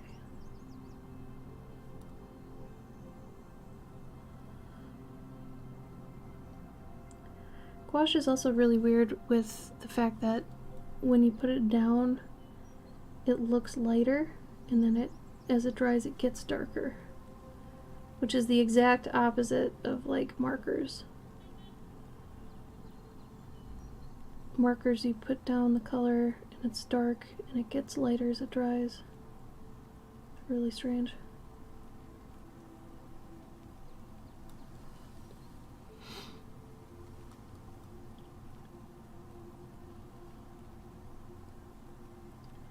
I mean, daily I'm using markers. Markers are my main medium, but when I'm doing streams on the weekends and I'm kind of doing personal projects, I like to play around with paint.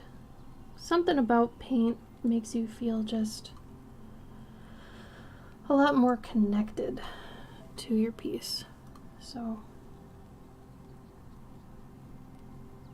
I enjoy that aspect of it.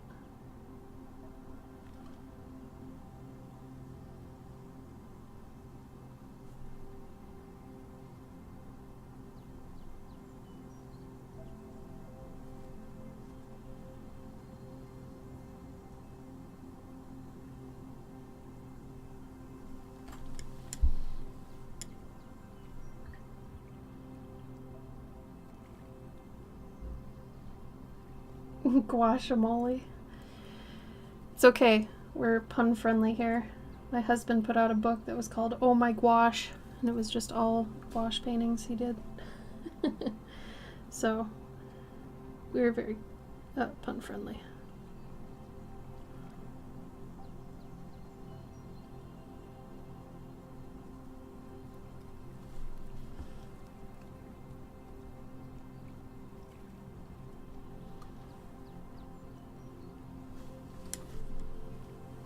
Good job, Craig.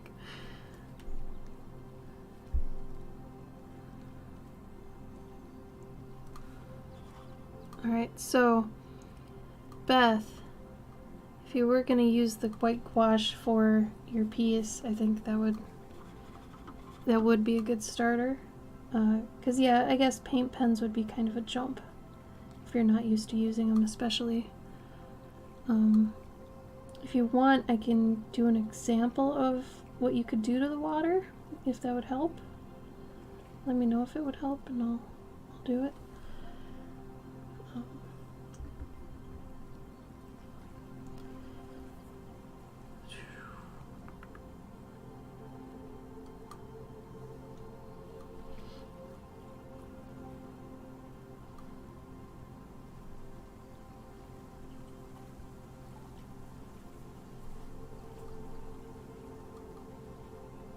I know sometimes when I explain something, it would obviously be better if it were shown.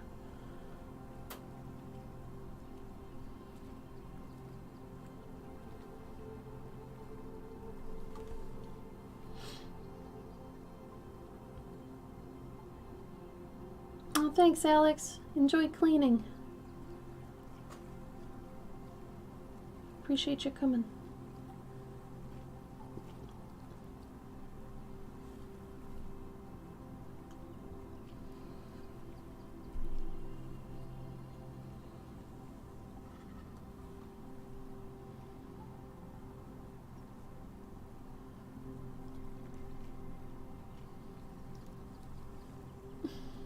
Give him a dirty butt. Or at least a worn butt.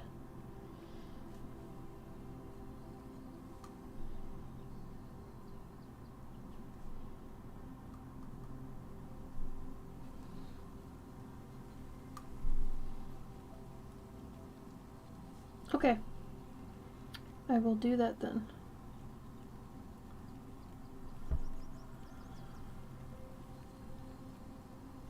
We'll just watercolor some water real quick, and then I'll show how to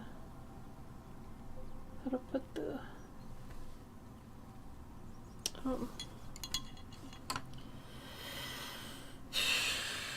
what word am I looking for? The highlights. Right. This is the only scrap paper I have, so let's go with that. Let's say it's kind of oceany water, so sunlit oceany water is like turquoise.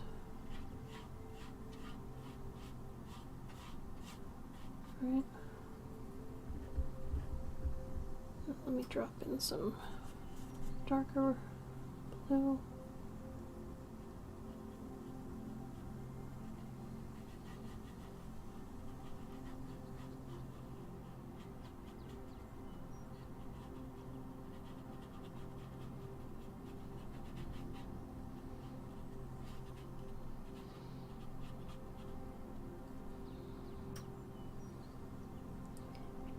The thing about water, glass, metal, all those things is that they have spots in them that are just extremely dark, but it's just like a couple areas, right? And they're just out of nowhere. So there is rhyme and reason to that if you go and you research water and metal and all that stuff. But for the time being, we're just improvising. Gonna want to do things like this. Okay, blend it because I don't have the right brush right now. Put that in more.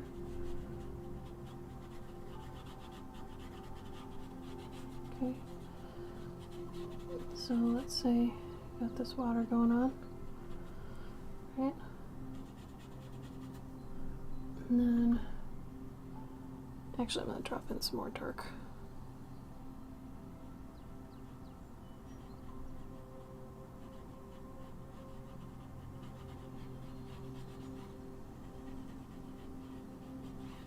There we go. It's doing it for me a bit. Alright. So you got this. We're gonna let it dry a bit. And you can get as crazy as you want. If you want to do like actual waves, you can kind of do that. I would never do this, probably that motion. More like, you know, just waves. Actual waves. I think these are too designy. You know, they're... Thank you for the raid, Winton. How are you?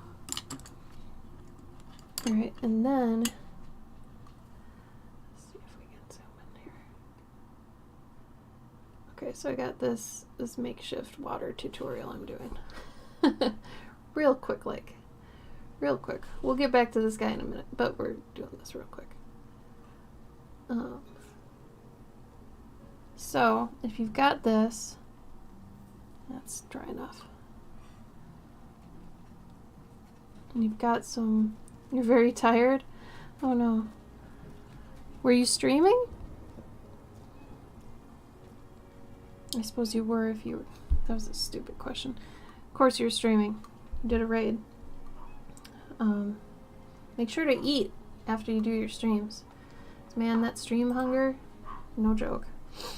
Alright, so typically when I do water, I'll look at some of the natural spots that were light. So like right here.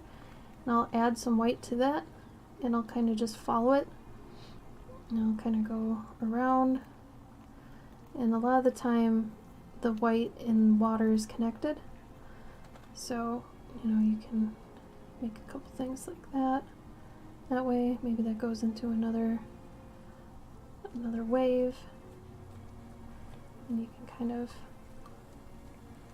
do the same thing wherever you kind of see a wave happening. There's one up here. Kind of follow it down. Some stuff over here. Kind of push the white up against the darker areas. So that's going to be part of what makes it look like water.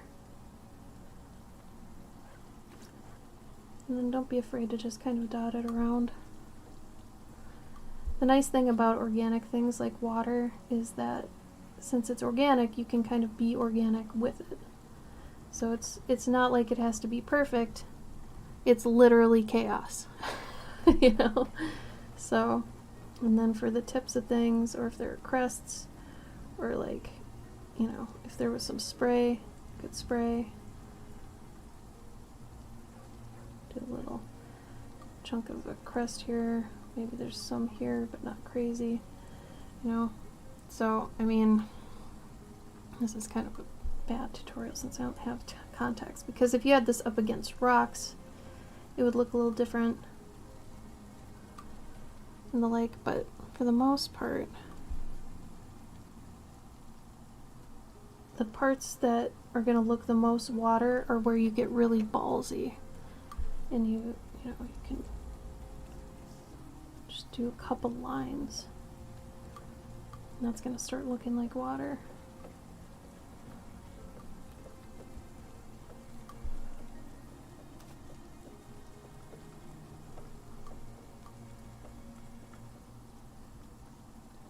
Wow.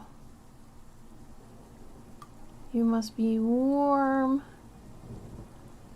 How does that work with your camera equipment? Does it do okay in the heat?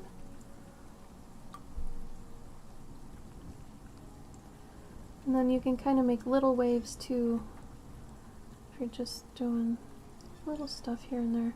Does this kind of make sense, Beth?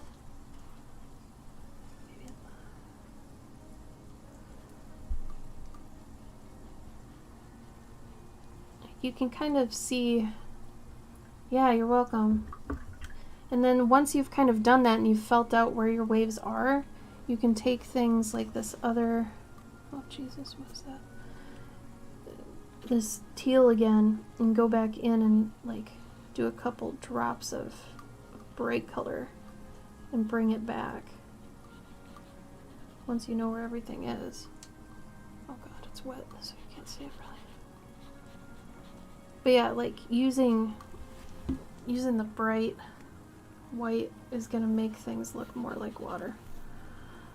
Oh, that was not a good tutorial, but I'll show you where I've used that method here. Just to show you that it does work. Yeah. So this piece is more what I'm talking about. Yeah, you gotta throw in the shiny parts. That one. Like this water here. It's just a balance between like a saturated mid-tone, kind of a desaturated dark tone, and really bright whites. And if you can kind of throw in some transparency, that helps too. Let's see if I have another water one handy. Yeah, so you remember how I did that. And then there are other water ones too. I keep forgetting to wear the shirts I've made on stream. I'm dumb. Oh yeah, and this guy. There's some water here so you can like fade it in the back.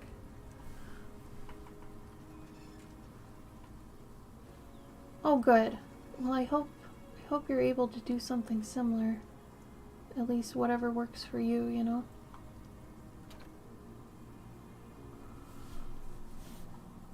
I'm having to kind of pack up streaming equipment because I got volunteered to move some washing machines in an hour. Oh no! It sounds like somebody else volunteered you? Is that what that is? That sucks. Yikes. Yikes, yikes.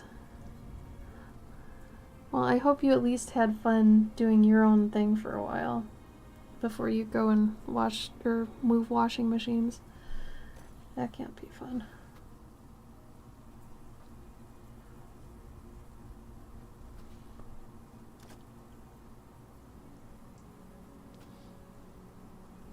Ugh, I do this so often.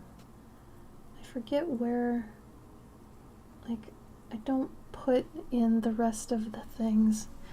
He's got rope, but man, there was no rhyme or reason where the rest of the rope was. So I gotta draw in those lines later. Sometimes you just forget stupid stuff.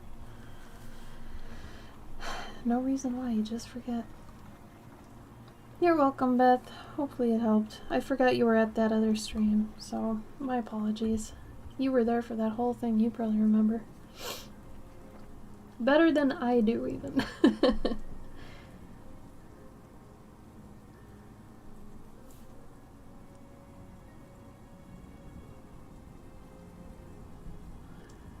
go back through and throw some more yellow tones in these so they look more alive.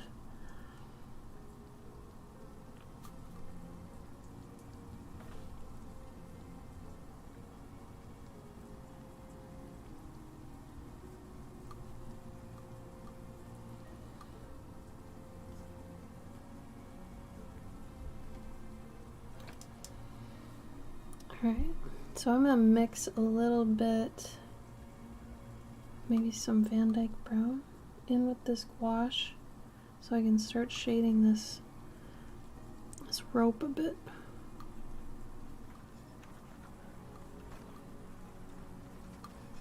Let's see how that looks. Yeah, it's not bad.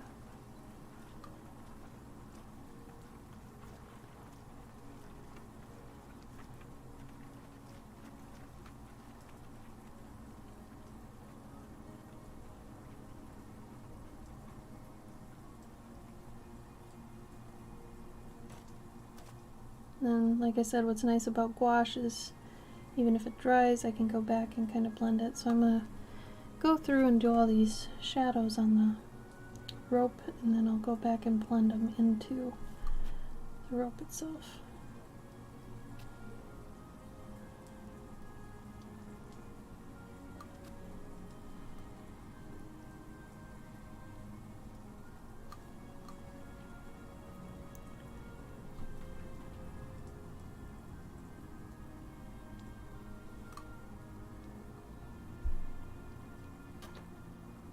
Oh, that's great.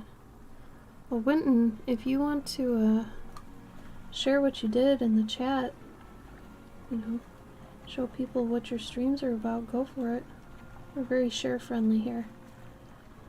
So if you got something you made, throw it in.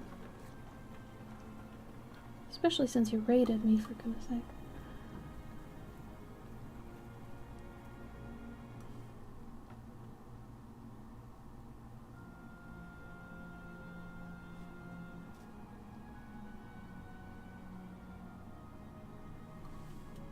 Right, so it looks kind of crazy right now, I know, but now we can go back, kind of blend it.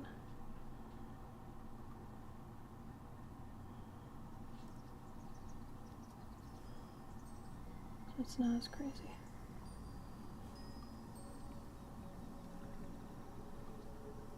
So gouache is really a super nice medium. It's really hard to use by itself. My husband got really good at it, but it's really hard for me still because some of the things you want to stay are hard to keep, you know, when you're doing the whole piece. So the trick is you have to really plan everything out pretty hard before you kind of go into it knowing how it all works and whatnot.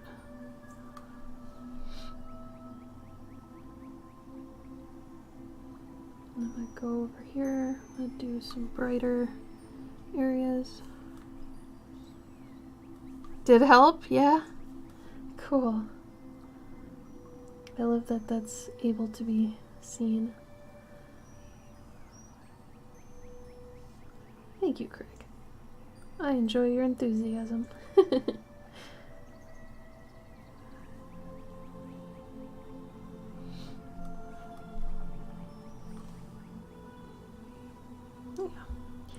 If I really wanted to, which I still might, I don't know, add some yellow around the edges here so it looks a little bit more, I guess I could do it, a little bit more sunlit.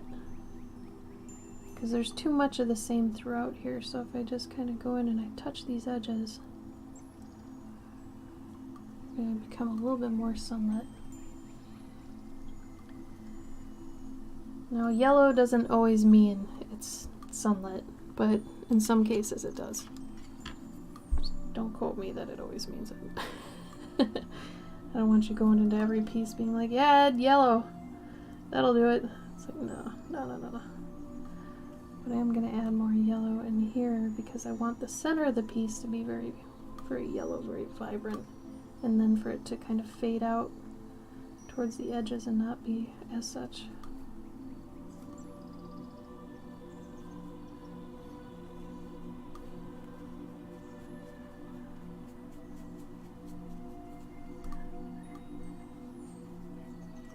And this is one of those really subtle things that you're probably not going to be able to see on the camera, unfortunately. Maybe you can. I don't know.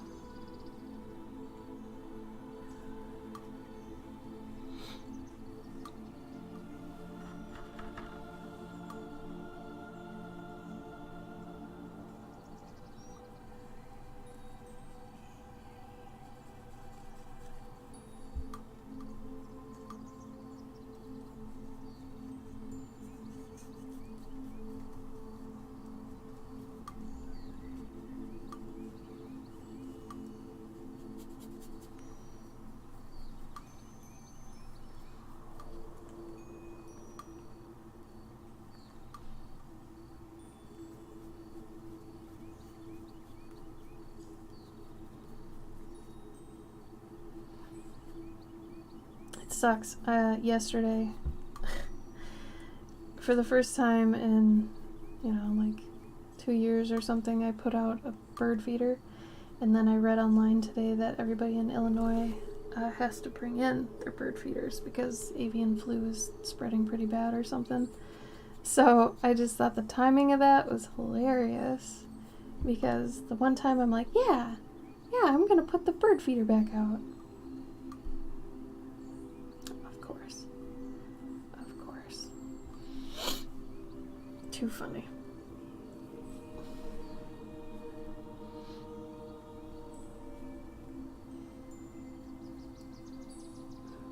I'll light the inside of this a little bit more.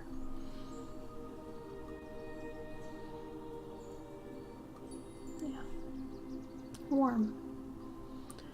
It's a warm day working on turnips. Hot stuff. Bringing it to market.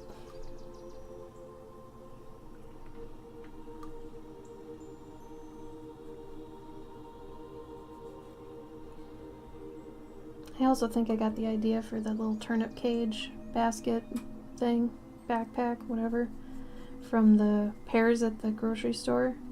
You know what I'm talking about? I think it's the Asian pears. I think they're called Asian pears. They usually have a little coat. It's like a little woven thing so they don't get bruised. It's really cute. I love that produce has little things to protect them. I know they're super wasteful, and there's, unless they're actually, I don't know, maybe they're able to be recycled and they're not as bad for the environment, but I just thought they're so damn cute. You guys know what I'm talking about? The little coats that the pears wear. That's okay, Winton. I'm surprised you're still here. Usually after a stream, if I raid somebody, I gotta go right away because I gotta eat. So, if you gotta do that, I completely understand.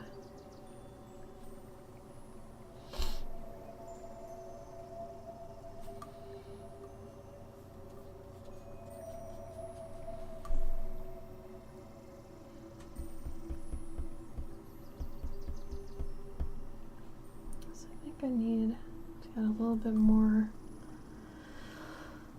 of a shadow. I think it needs to be a little bit more of a dramatic shadow.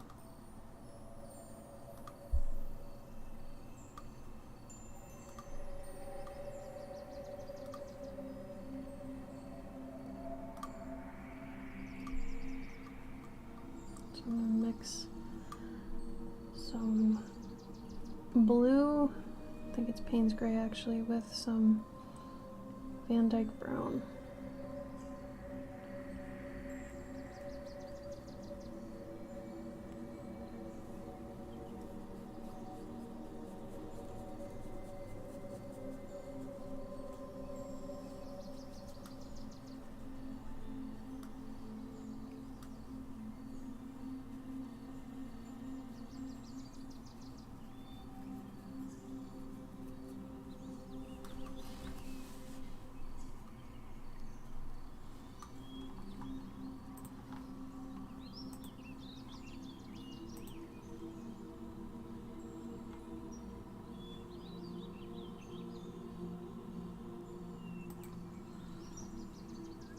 Oh, cool, Lynn.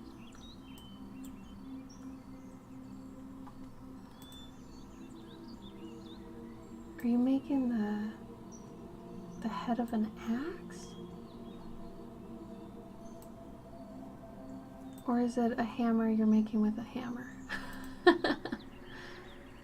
It looks nice though. God, that must take forever. That's crazy cool. Coach Fat Jesus. Thank you for the follow. Nice to see you again. Oh, Cavendish! Cavendish! I miss you. How are you? 6 months, thank you. Oh, it's an axe. Cool. That's cool as hell when... I think it's so neat you do that. Man, I've always wanted a silversmith, but that requires a whole setup, which I do not have.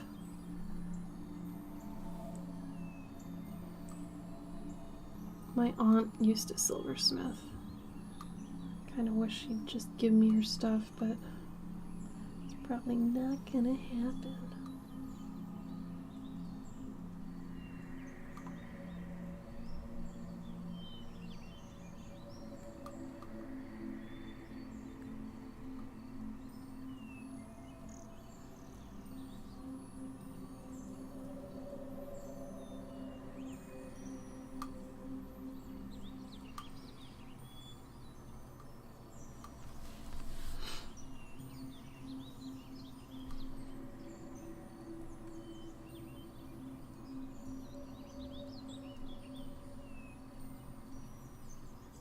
Should be using a different brush for this. That's me. Being a little bit lazy. Too lazy to say the word lazy, right? I'm gonna try to pick some of this pigment up on the other side though. This didn't do what I wanted it to. I'm gonna blend it into oblivion.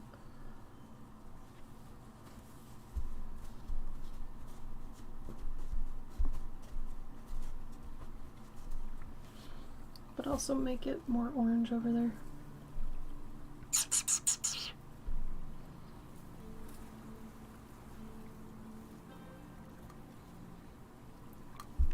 I think I might be good. I got a fever this past Monday and was knocked sick for a few days. Oh no, Cavendish. You just got back from a meetup though, didn't you? Does that normally happen? It's like con plague almost. I'm guessing you got it from the con then.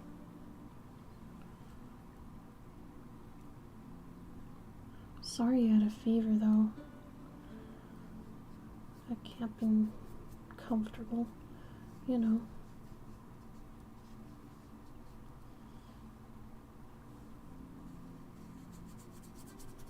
There we go. More warm lit ground. That's what I wanted.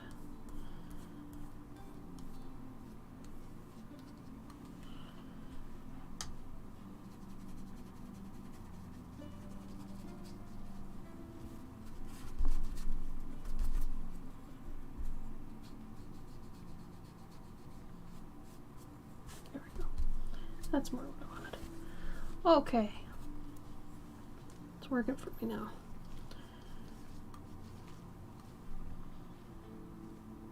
Yeah.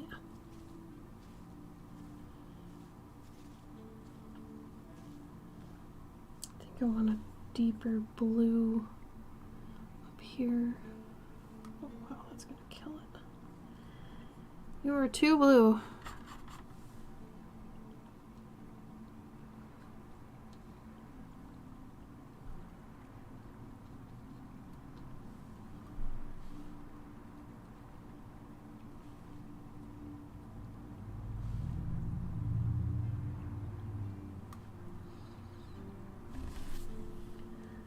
Whole week after you got back on the con, took multiple COVID tests. Those came back negative. Might have just been a flu then, yeah? Awesome, Winton. No having to move the washer. I am happy for you. That is never fun.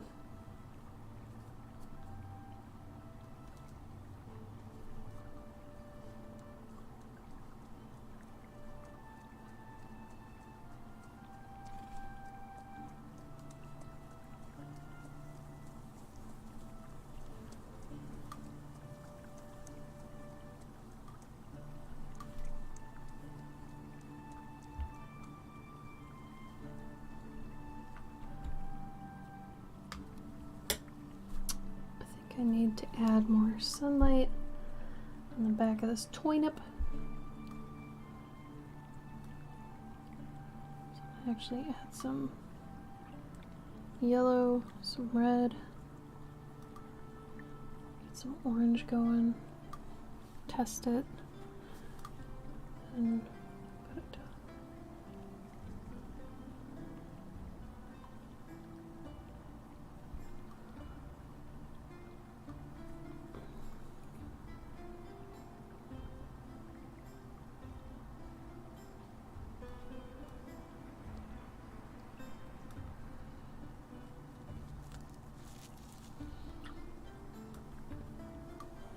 Get some more of the yellow. Put that there. Try it over there.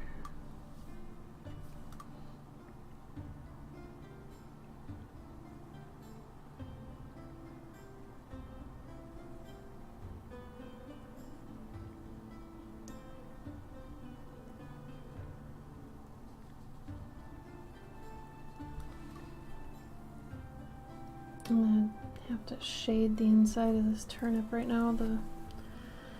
The layers aren't playing nice together. I'm gonna add some more red to this.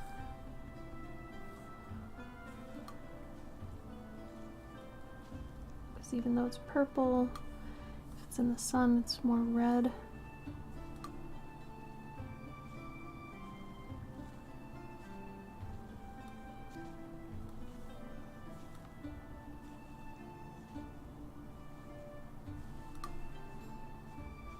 That's a bit better.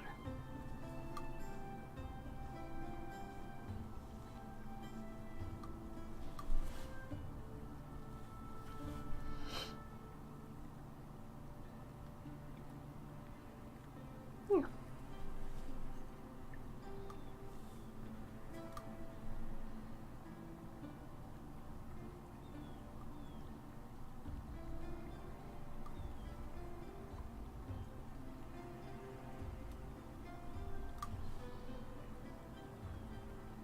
Oh, I have to check that out in a second. Hold on.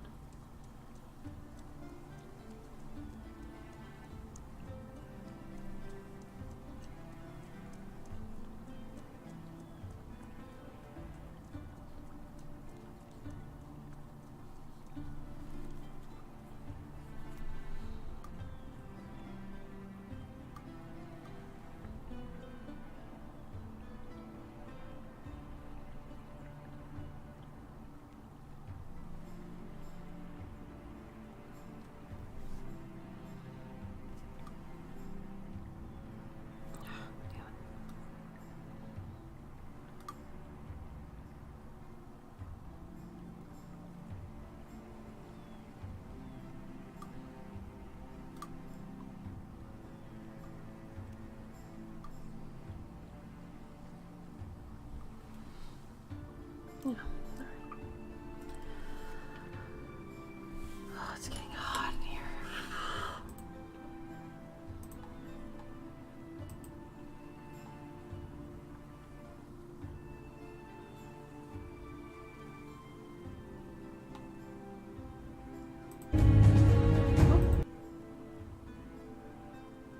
Oh, cool.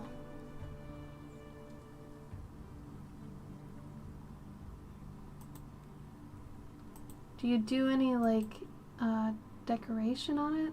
Oh god, it gets so smooth. Oh, the connecting bit looks really awesome. That's really nice, Winton. That's cool as hell. Oh man. I'd love to ask someone someday to make one of the designs for a weapon that I've made before. That'd be cool. I suppose that costs a lot though.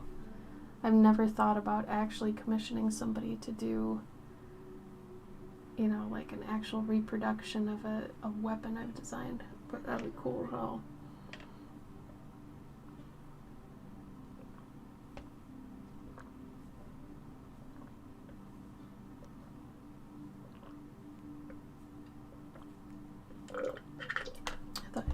that up. It's getting watery. Well, this is 1,000,000 times more vibrant than I was expecting it to be, honestly. Let's see if I can get the tail color I want. Just gonna make it kind of pink. Oh, that's way too red.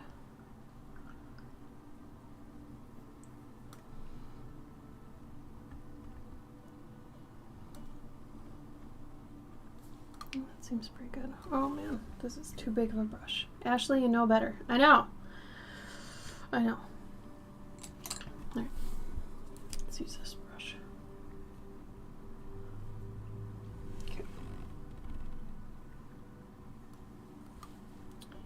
Yeah, that's gonna be good.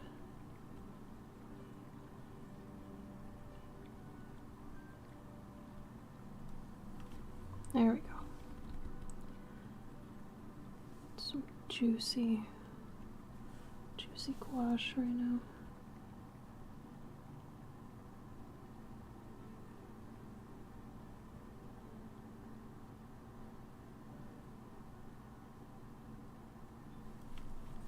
Yeah.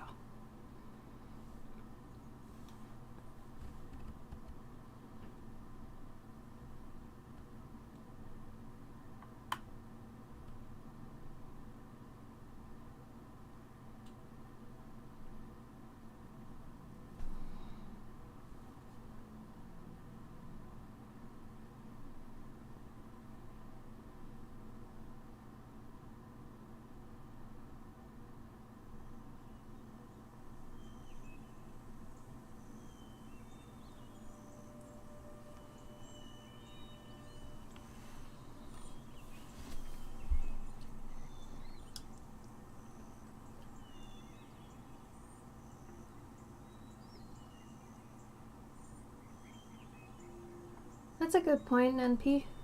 That's a very good point.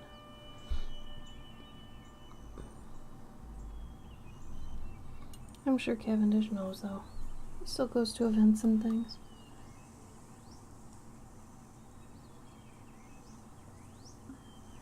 Man, I'm still anxious about going to Dragon Con in August. I love that convention. I really do. But man, I know I'm gonna come home and I'm just gonna be wiped. Either both from energy and potentially some kind of sick.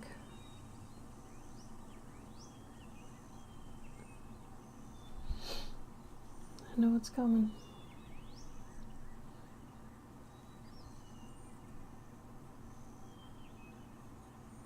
But I can't cancel, which kind of sucks.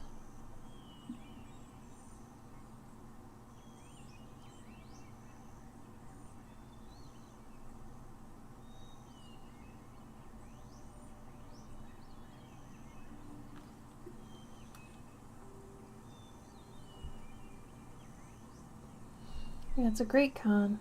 I mean, I've vended there probably for a good 4 years now. It's fantastic. It's one of my best. My best is Gen Con, but Dragon Con is just really great. But I am just so anxious about how it's going to be this time around. I'm still not ready, technically, to go back out into the world. Talk to people for 8 hours on end. Especially with the mask on now. I'm going to be hoarse within 2 hours. That's one of the good things about streaming, at least. I'm getting some talking in for long periods of time. Whereas, man, the first day of a con, I usually go hoarse. And when I was doing 1 to 2 cons a month, I was at least getting used to it. But now it's been 2 years since I was at my last convention, so I'm gonna have to probably type shit out halfway through the con. Stephen Hawking, that bitch. Not last year, no. No. I haven't been back since COVID hit. No, I did not want to chance that. Even though I think I got COVID in spring, specifically March 2020, before lockdown happened. It was at C2E2. And I swear I had it. It was before we even had testing or anything. Swear to God I had it. It felt like a mix of mono and the flu. The worst thing ever. I was out for 2 weeks. But yeah, I don't know. I'm just trying to hype myself up. I'm wondering too if I should change my table setup. I don't know. It worked. If it works, you know, why change it? But at the same time, I've added a whole bunch of new merch since in 2 years. I mean, I've got originals, I've got other prints, I've got a whole slew of new things. So it's like I should rejigger my booth, but since this is the only convention I have this year, like, is that even worth it? The only reason I'm doing it too is because I've rolled it over a couple years, so I don't get a refund if I cancel it now, so I have to go. And it'd probably be good for me. Oh, was it Cavendish? The beach bubble things. Oh, NP, that'd be so cute. Everybody's in a hamster ball. That's just the future, right? We just should accept it now, really. Oh, I would love that. It'd be hot. That'd be the only problem. I mean, it would probably help people to not get in other people's personal spaces if we're all in a bubble, but traversing the halls in especially Dragon Con's Artist Alley would not be possible.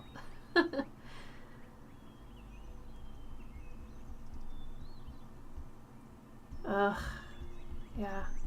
Luckily, my lifestyle lends itself to not getting sick because I tend not to bunk with anybody. I prefer it. I don't like to go to parties. I don't like to go to bars. I go to the con, I do my vending, and I come back to the hotel room and I stay there all night. And that's what I like to do normally, so I'm kind of set for this.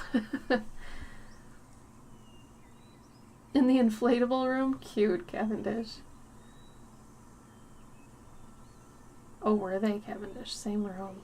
So that means they probably didn't have a ton of vendors, I'm guessing? New bubble overlord. I love it. The mega bubble. It'd be the Sud. I'll worship the Sud. Because a Sud, like, Suds are just a bunch of bubbles put together, so the god of the bubbles would be Suds. Hail Suds. Oh, now I want to do a whole bunch of lore with that. It's funny because I was planning on a soap guardian for my Curious Collector tier on Patreon, so maybe this would be a good kind of starting point from that lore about cleaning stuff. I'm going to put that somewhere. Bubble God equals Sud. Hold on.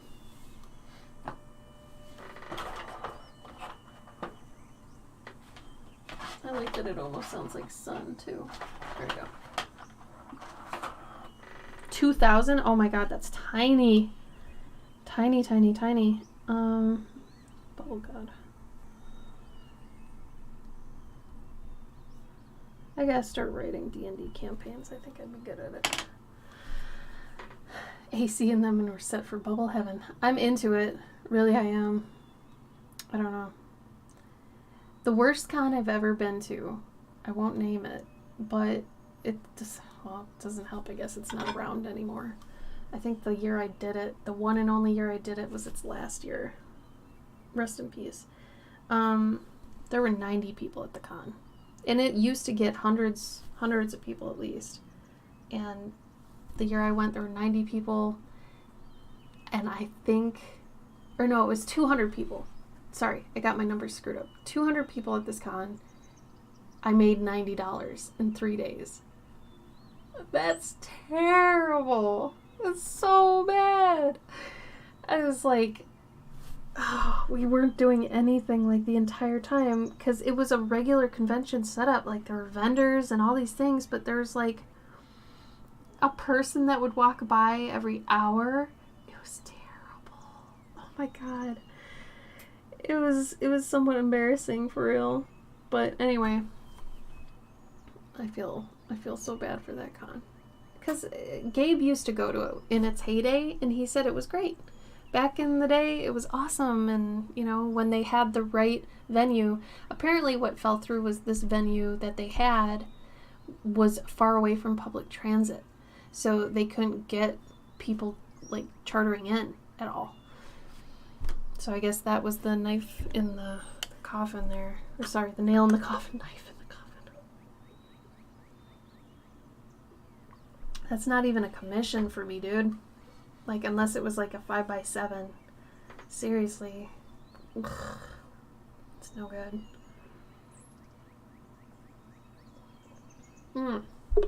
Speaking of commissions, I haven't done an official post for this yet, but I added an option to my ever famous pet portraits, if you want to call them that.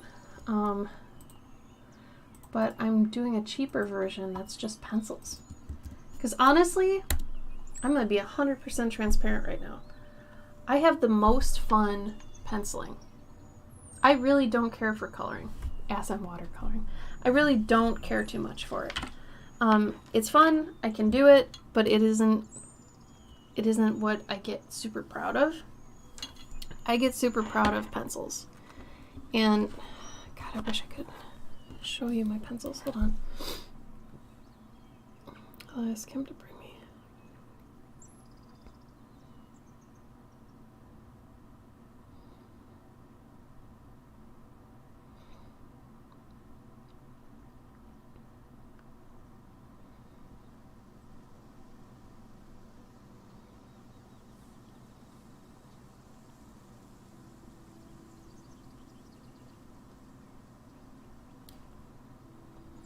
It's so hot in here. A con planner? I'd be super stressed. You mean somebody that actually vends? Yeah, it is. At least when you first do it. My first year was insane. I was all over the place. I didn't know what I was doing. But now that I'm in my... I've been doing it since 2016, 17, 18, 19, 20, 22. I've been doing it for 7 years now. Oh. And now it's cool. It's like you've got the whole list in your head and you're just like you know all the things you need. So it's not too bad. Thank you. So when I say I enjoy doing pencils, it's stuff like this. So now I have to color it, which I'm fine with coloring them. You know, I like coloring these things, but I really just want to finish this up with, like, shading. That's it, really. And, you know, so that's an option, you know, but I really just want to keep these pencils. I'm so... Oh, Cavendish, you'd like this cat. He's a fat kitty. He's got a belly. Look at this rotund basketball. His name was Tubby. He's a big boy. He loved blankets. But see how I started to shade down here? And I just want to do that all over the thing. And then just do like the, you know, the highlights for it. But really, I just love pencils. Is that, you know, I don't know. I knew you would. Screams Cavendish. Anyway, here I am watercoloring, and I'm like, I like penciling. Whatever. Oh, the people who organized the whole convention. Oh, yeah. Oh, my God. Bless anybody who's ever been part of a team who runs a convention. I have been to some that are complete messes, and they're, you know, there are always those on the team that are trying really hard, and there are always some people that just drop the ball.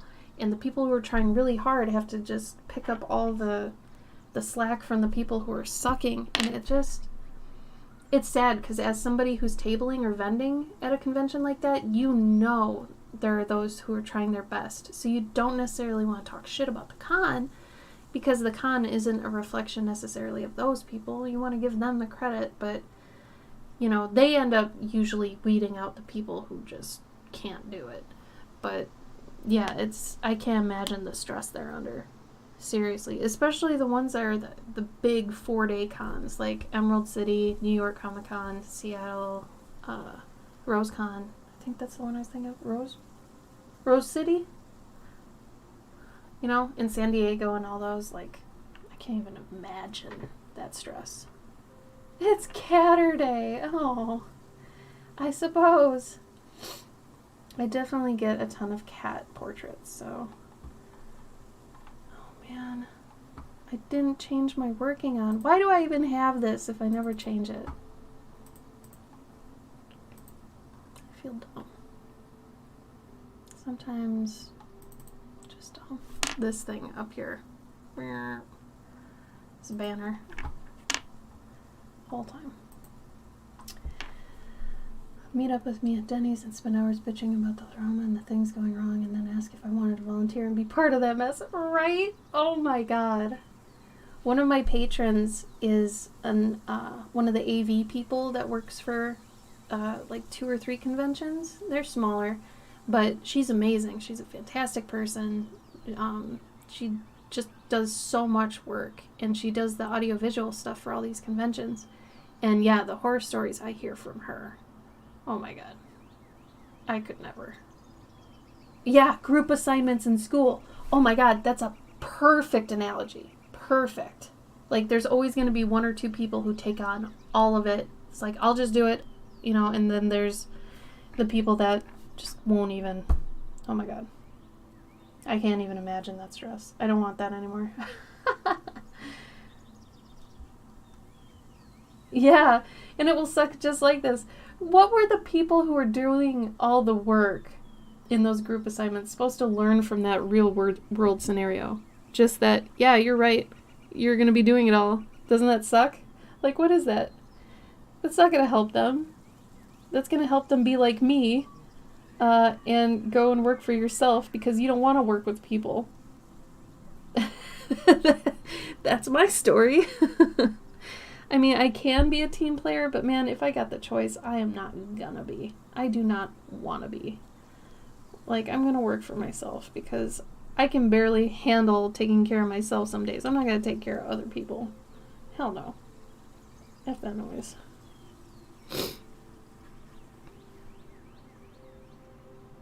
So right here, I've mixed some white gouache with some watercolor yellow, and I'm pushing back these ones in the background here so they fade a bit more.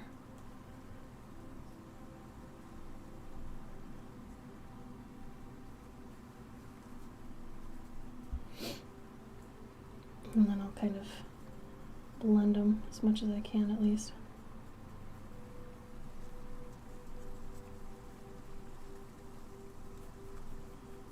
Into the backdrop.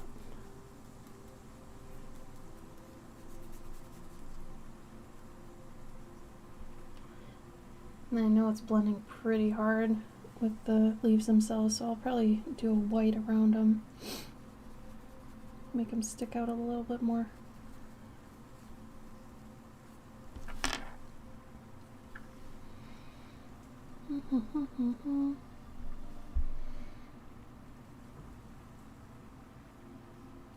Yep.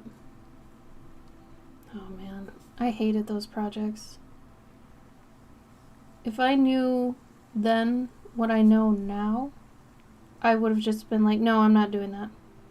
And they'd be like, well, you're going to be in a real world scenario and blah, blah. And be like, nope, because I'm not going to do that then either. Nope. Sorry, you can take this assignment and you can shove it. Part of me wishes I was more of a problem child in school. I know that sounds messed up, but it's like I went the exact opposite of having a problematic childhood. Like, instead of being a bully, or like, you know, I was too compassionate to be a bully, so I ended up being the ridiculously perfectionist A student scenario. Because problem kids usually go one way or the other, right? And, man, knowing what I know now about just the school system and everything, I should have just stood up for myself and been like, no, I don't want to do that. This doesn't matter. We're getting rid of this. Nope, nope, and nope.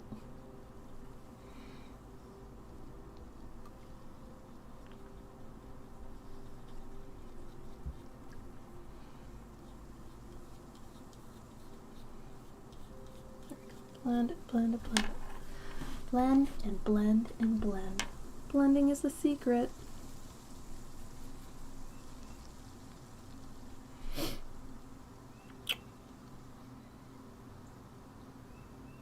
Yeah. That's very yellow.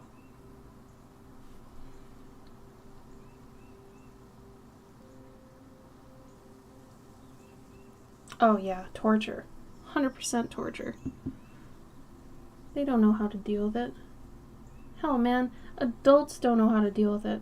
How you think kids are gonna know? Group projects are the worst. Forever the worst.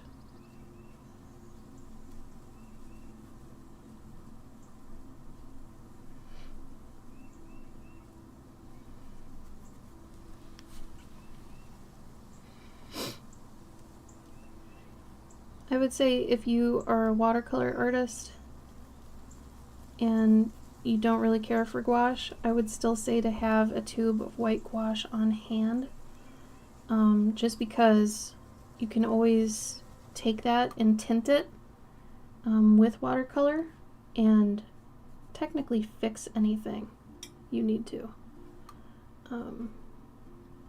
It is kind of like a, what do you call that shit? It's white out, but it's color out for whatever you need, basically.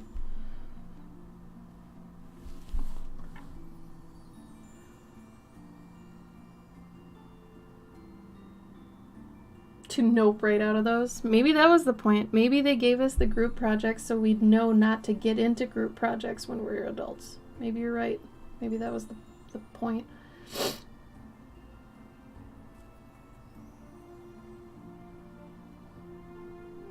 Oh, weird, Wyndon. Gouache is the cheese of the paint medium. It really is. That's a good analogy. Oh my god, Winton. Bless you. I wish I had that kind of courage for this one class, but it was required. So in college there was this one course, and it was a business course, supposedly. And they were trying to teach us, or at least this lady was trying to teach us, how to run a business. But it wasn't art focused. I was at an art college, and they were giving us a business class on how to run a business that wasn't art related. So it was more like if you had like a shoe store or something like that. They didn't even try to cater it to, hey, since you're going to be an artist, if you have a gallery setting, or if you're, going to put your stuff online or something like that. Like, they didn't go over different types of business plans for artists. So when she was teaching us all this stuff, I'd be like, hey, when are we going to use that? And she's like, oh, you probably won't, but just in case. It's like, how about you tell us about the stuff we for sure will need? It drove me nuts. I ended up getting the first C of my life in that class because I didn't give a fuck, because it didn't even apply to us. I was mad about that. I was really mad, but apparently it was required for us to, graduate college. So I was like, this is stupid. This is really dumb. I was mad. Still mad. Apparently. I don't know.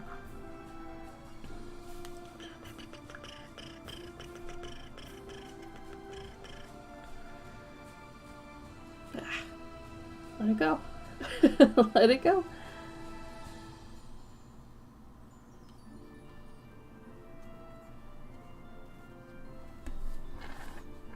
I'm trying to now make these all consistent, and it's kind of difficult. It's weird, I keep looking at the camera because it's a better indicator than the angle I'm at right now. The angle I'm at, I can't see every part of it, but if I look through the camera, since it's pointing right down at it, I'm able to. Yeah, it's not bad.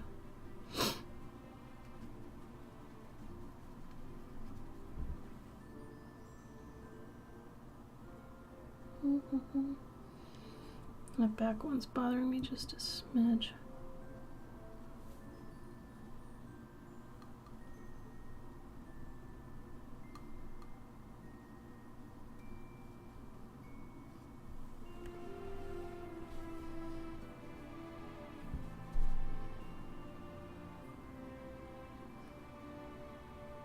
Yeah, I think this works. Oh, my nose. Sorry. Oh no. Thanks, Cavendish. I got it. First time chat viewer. I know. Goodbye. That's 2 bots this stream. So that sucks.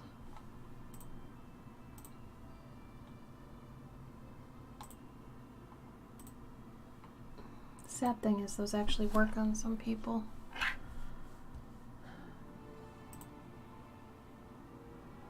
Manage a shoe store. Yes, because that will be the end of my career. Once I'm done with art, I shall sell shoes. Duct tape wallet. You wouldn't be getting the duct tape. What? Wow. Wow.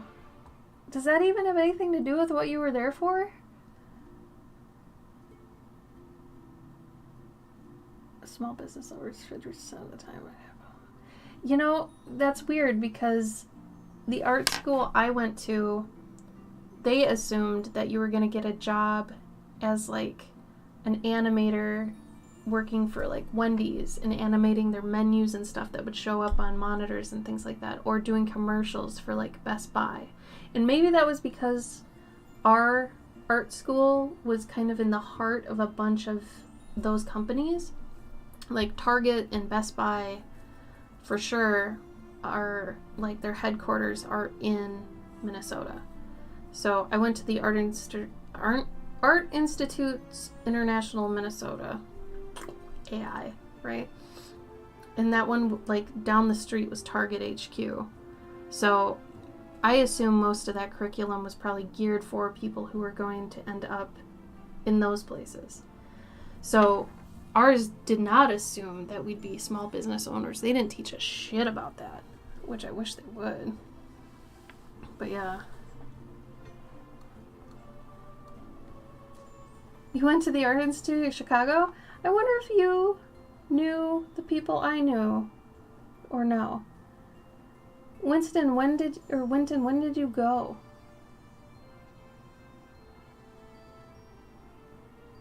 I guess your major would have played a part in this. Yeah, right? It should be in the curriculum. Come on! Oh, the teacher did. I see. My bad. Sorry. Miscommunication. Where is that one brush I had? Where did you go? Weird.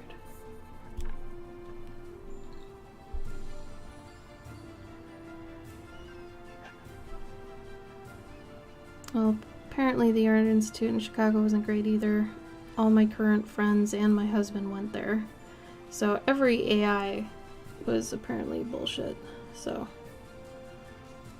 anybody that went to any of them is typically mad.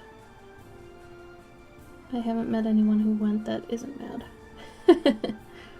Let's put it that way.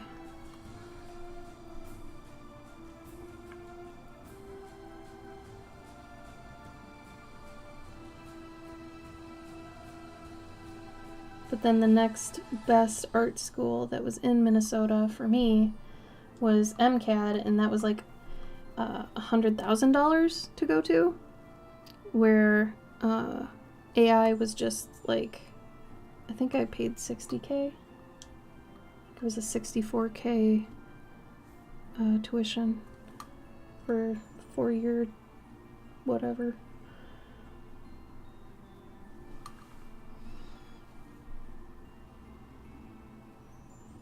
Oh my god, why didn't that fix itself? Don't listen to Moobot. That's not true. Really? Blacklisted. Ooh. Moobot, I fixed you. Why are you so stupid?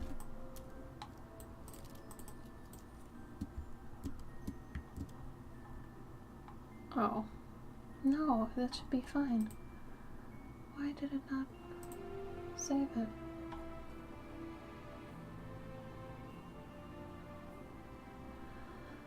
I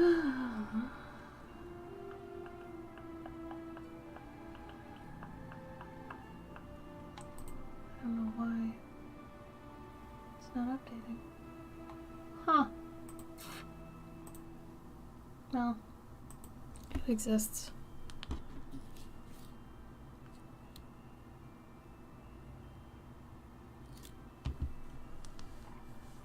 Single drawing classes for fun elective when I was in college. I majored in computer science. I got into doing art 20 years later. I'm like, why didn't I take more classes? You can still take classes now, Cavendish. You're never too old. Contemporary gallery artist. Ooh, 28 years. We had 1/2 of a unit dedicated to business practices. See, that's nice at least, right? But I guess that's a lot that should have been put towards actual art classes, yeah?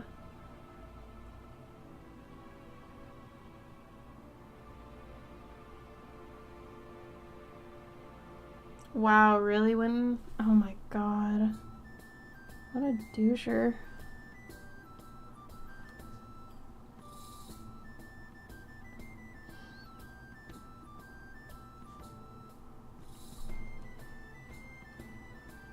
I don't know, man. If you don't need a degree, just teach yourself shit. There's enough stuff out there now you can teach yourself everything.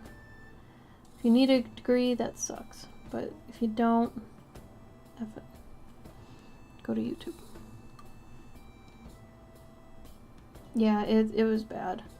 Like, at mine specifically, my problem was, there was one teacher, admittedly a nice dude, but I learned he was hired on the year after, like right after he graduated. He didn't even go into the industry at all. He just immediately graduated art school and became a teacher at said art school. That bothered me. Like, I want teachers that have, you know, real world experience. I want them to be able to impart some insider knowledge or something to me. Like, this was just ridiculous. I was very mad about that. And like I said, he was a nice guy, but that was not cool with me. After I learned that, I just felt like everything he taught me was just bullshit. Like, I could learn that, you know? Crap. Utter crap. Yeah, you really do. Yeah, so they can say, hey, you know, they want us to teach you this, but what really happens out there, and I should say that at least 2 to 3 of my other teachers had worked in the animation industry. Like, they had been on movies as VFX people and animation stuff. But there's just this one 2D animation teacher, and I was floored by the fact that he was just immediately hired as a teacher. I don't understand what the thought process of anyone involved was for that. Blew my mind. I mean, those schools were very much a give us a check and you get a degree. Like, I know people that graduated that should not have graduated. Like, they're not gonna get art jobs. They're not gonna do art things. They had no drive. They didn't want to do any of these things. You know? Like, it didn't teach them anything. Granted, drive is part of it in any situation, any college situation, you should have drive, but still messed up. Yeah, Cavendish. Yes, exactly. Here's a life coach who hasn't lived. Okay. What are his credentials? I don't know. He's here. Like, what? Place the guy in charge of the foundry area where they pour liquid metal at 1500 degrees. The new lady was so inexperienced that she had guys pouring the metal and used the wrong tool to hold the crucible. Oh my god. Couldn't she be sued? Couldn't she and the school be sued for that? What the hell? That's terrible. That's just... That's negligence. Hardcore, man. You can't do that. Are you, Cavendish? Yay! Are you in it, or are you just excited to see what everybody did? You usually get into it, don't you? I thought I remembered you doing something for a Secret Santa.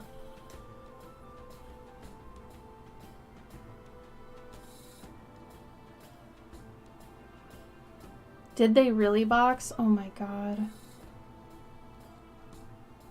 Yeah, man, AI was like a total scam. Seriously. Lifed the last 20 years. Thought I was gonna have the reveal last week. Oh! Well, at least you got it done early. Mine's gonna probably be last minute. But, I'm excited too. I think it'll be fun. I love doing these. I really hope we did have a lot of people join for it. It really doesn't ask for much when it comes to, you know, like participation. Just do a doodle. Make somebody's day, you know?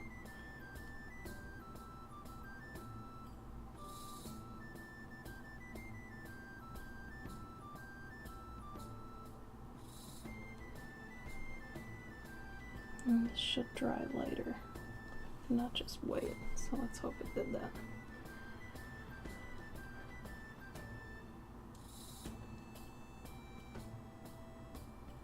A certification, huh? Yeah. I really feel like AI didn't even require a portfolio, nothing. That should have been a red flag for me. Like, at least MCAD was very, you know, like, you gotta have portfolio for this. And you gotta apply to be in this school, and everybody I know who went to MCAD, like, enjoyed it. I know one guy that went on to work for Disney, and he's a really nice dude. So we were really the gross school compared to the ones that were there. Oh, that is too much. Too much.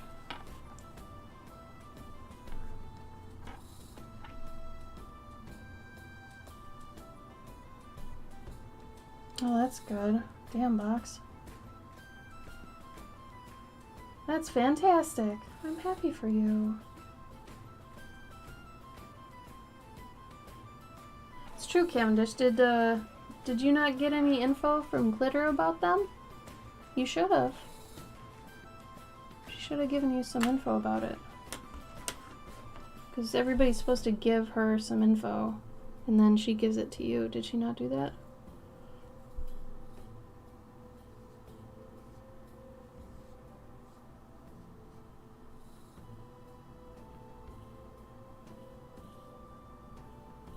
Oh, that's what you mean. I thought you were talking about the Secret Santa. Okay, cool.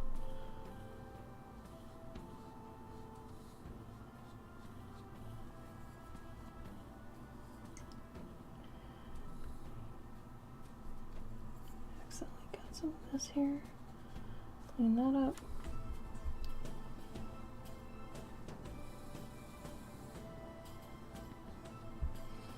Trying to make certain parts of this now stick out better, so I have to darken them in the foreground, lighten them in the background, since it's backlit.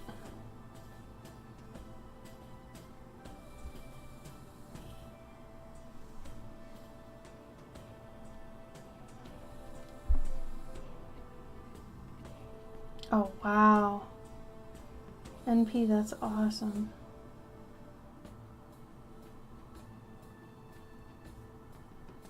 That's true, Cavendish. That sucks.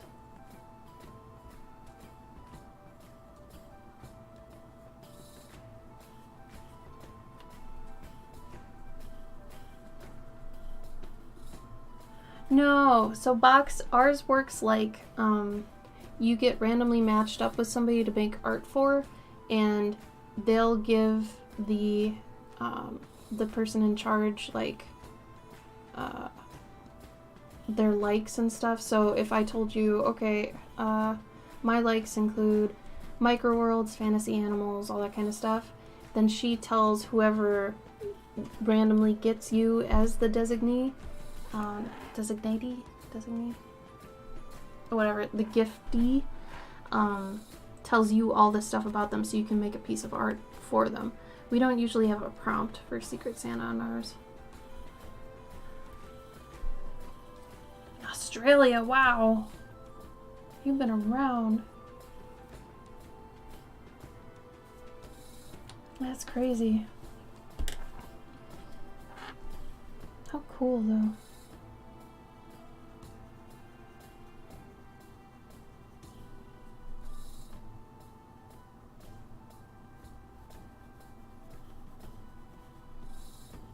I think I'm gonna just go in, pencil out of the rest of this. Kind of like this.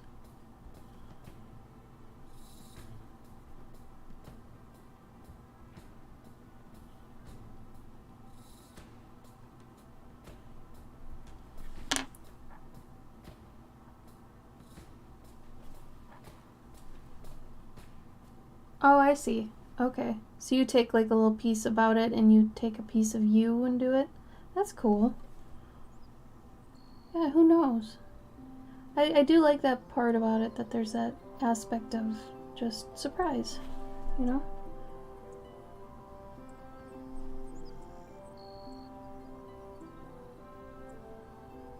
Yeah, who knows? You might kickstart a new hobby in them, you know?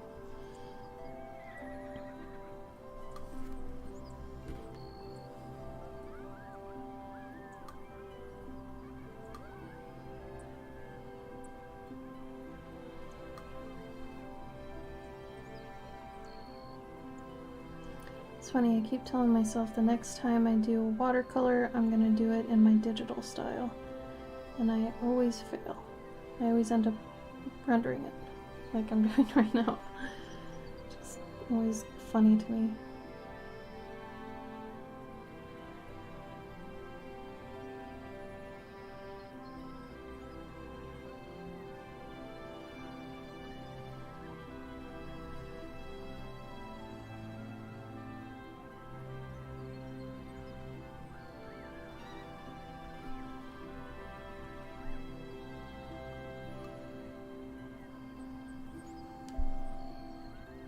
Isn't it? Oh, I love it. Yeah, Naples just helps with a lot of things. It really does. It's a good color. It's a very, what's the word? Cooperative color.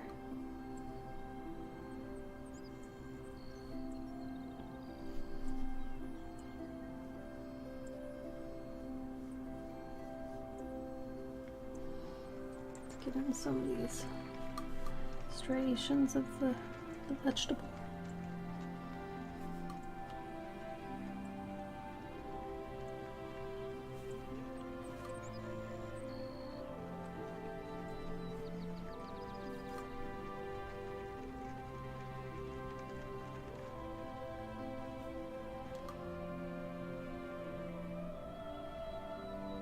And buttery is a really good way to describe it. It really is buttery.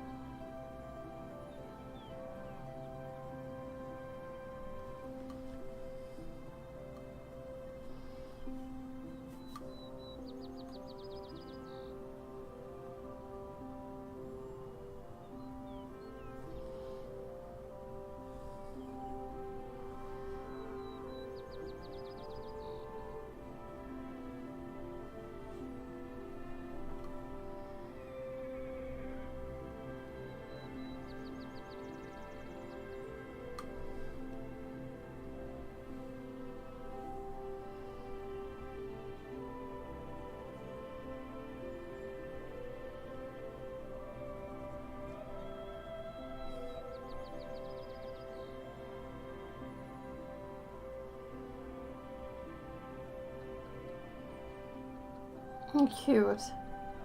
I've never heard of that rutile. Maybe that's a brand specific color. I know some brands have colors that are only in their brand. Like Winsor Newton has a Winsor Newton yellow and stuff like that. So I wonder if that's part of the brand.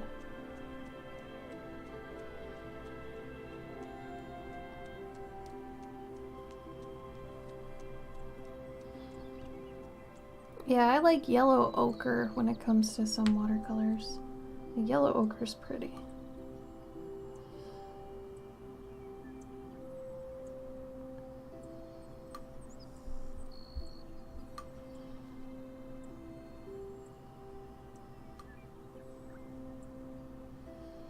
Alright, I think we're almost done. I'll probably line this over the weekend and then put it up on the website at the end of the weekend. But if anybody wants to claim it now, it's yours. Get it for cheaper than when I put it on the website, so totally up to you. If not, that's cool too.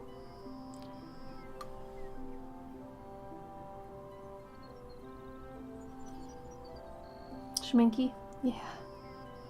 Schminky's good.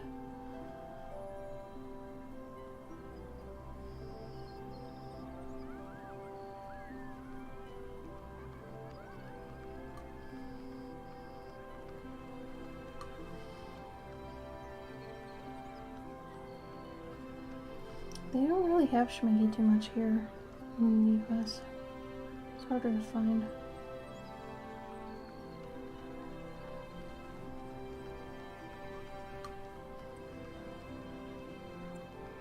Oh, no problem, Box. At your own pace. I'm glad it arrived safe, though. That's good. Try to pad the shit out of those, so hopefully it makes it.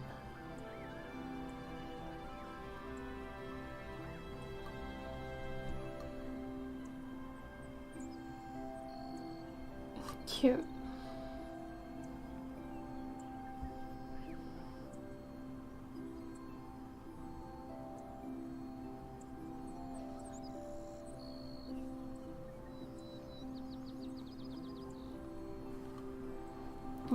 Push that one way too far back. Undo. Undo. There you go. Gouache is an easy one to kind of undo as long as the color isn't too extreme.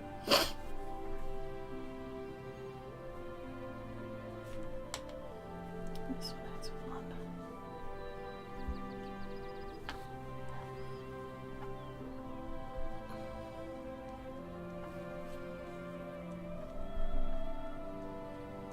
It's like how it is with a digital tablet when you're painting digitally. It's like the same thing right now that I'm doing. Mint condition, yes. Oh, I'm so glad, Box. Yeah, I printed that out and then I was like, you know what? They should have the gold accents on it, because that's probably one of the reasons they liked it. So I added them back in. Glad you like it though. Really I am. Thank you, by the way. Probably make prints of this too. So if somebody doesn't want to buy the original, I'll have prints of it as well. Now that everything will just be on my website and easy to get to, we'll do it that way.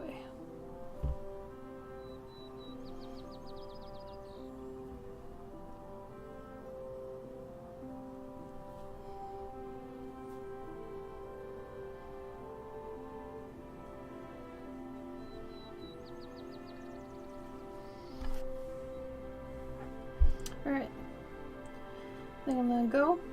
Anybody have anything else they want to talk about real quick, or anything to mention? Maybe got any of your own self-promo?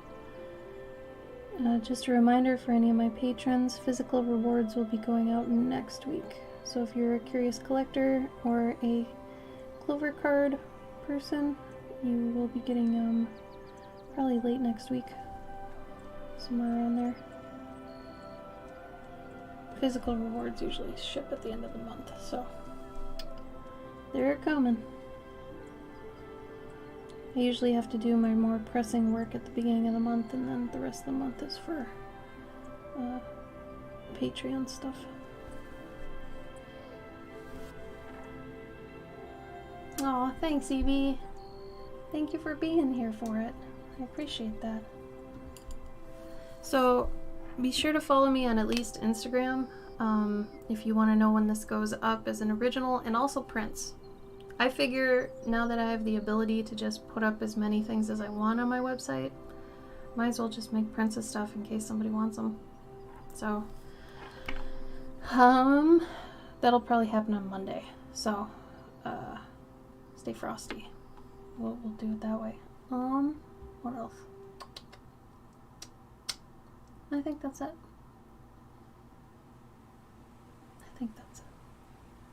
Oh, if anybody's going to be in Milwaukee next weekend, my husband is going to be at a zine fest that's in Milwaukee, and he'll have a bunch of his books and his zines and his toys and his art.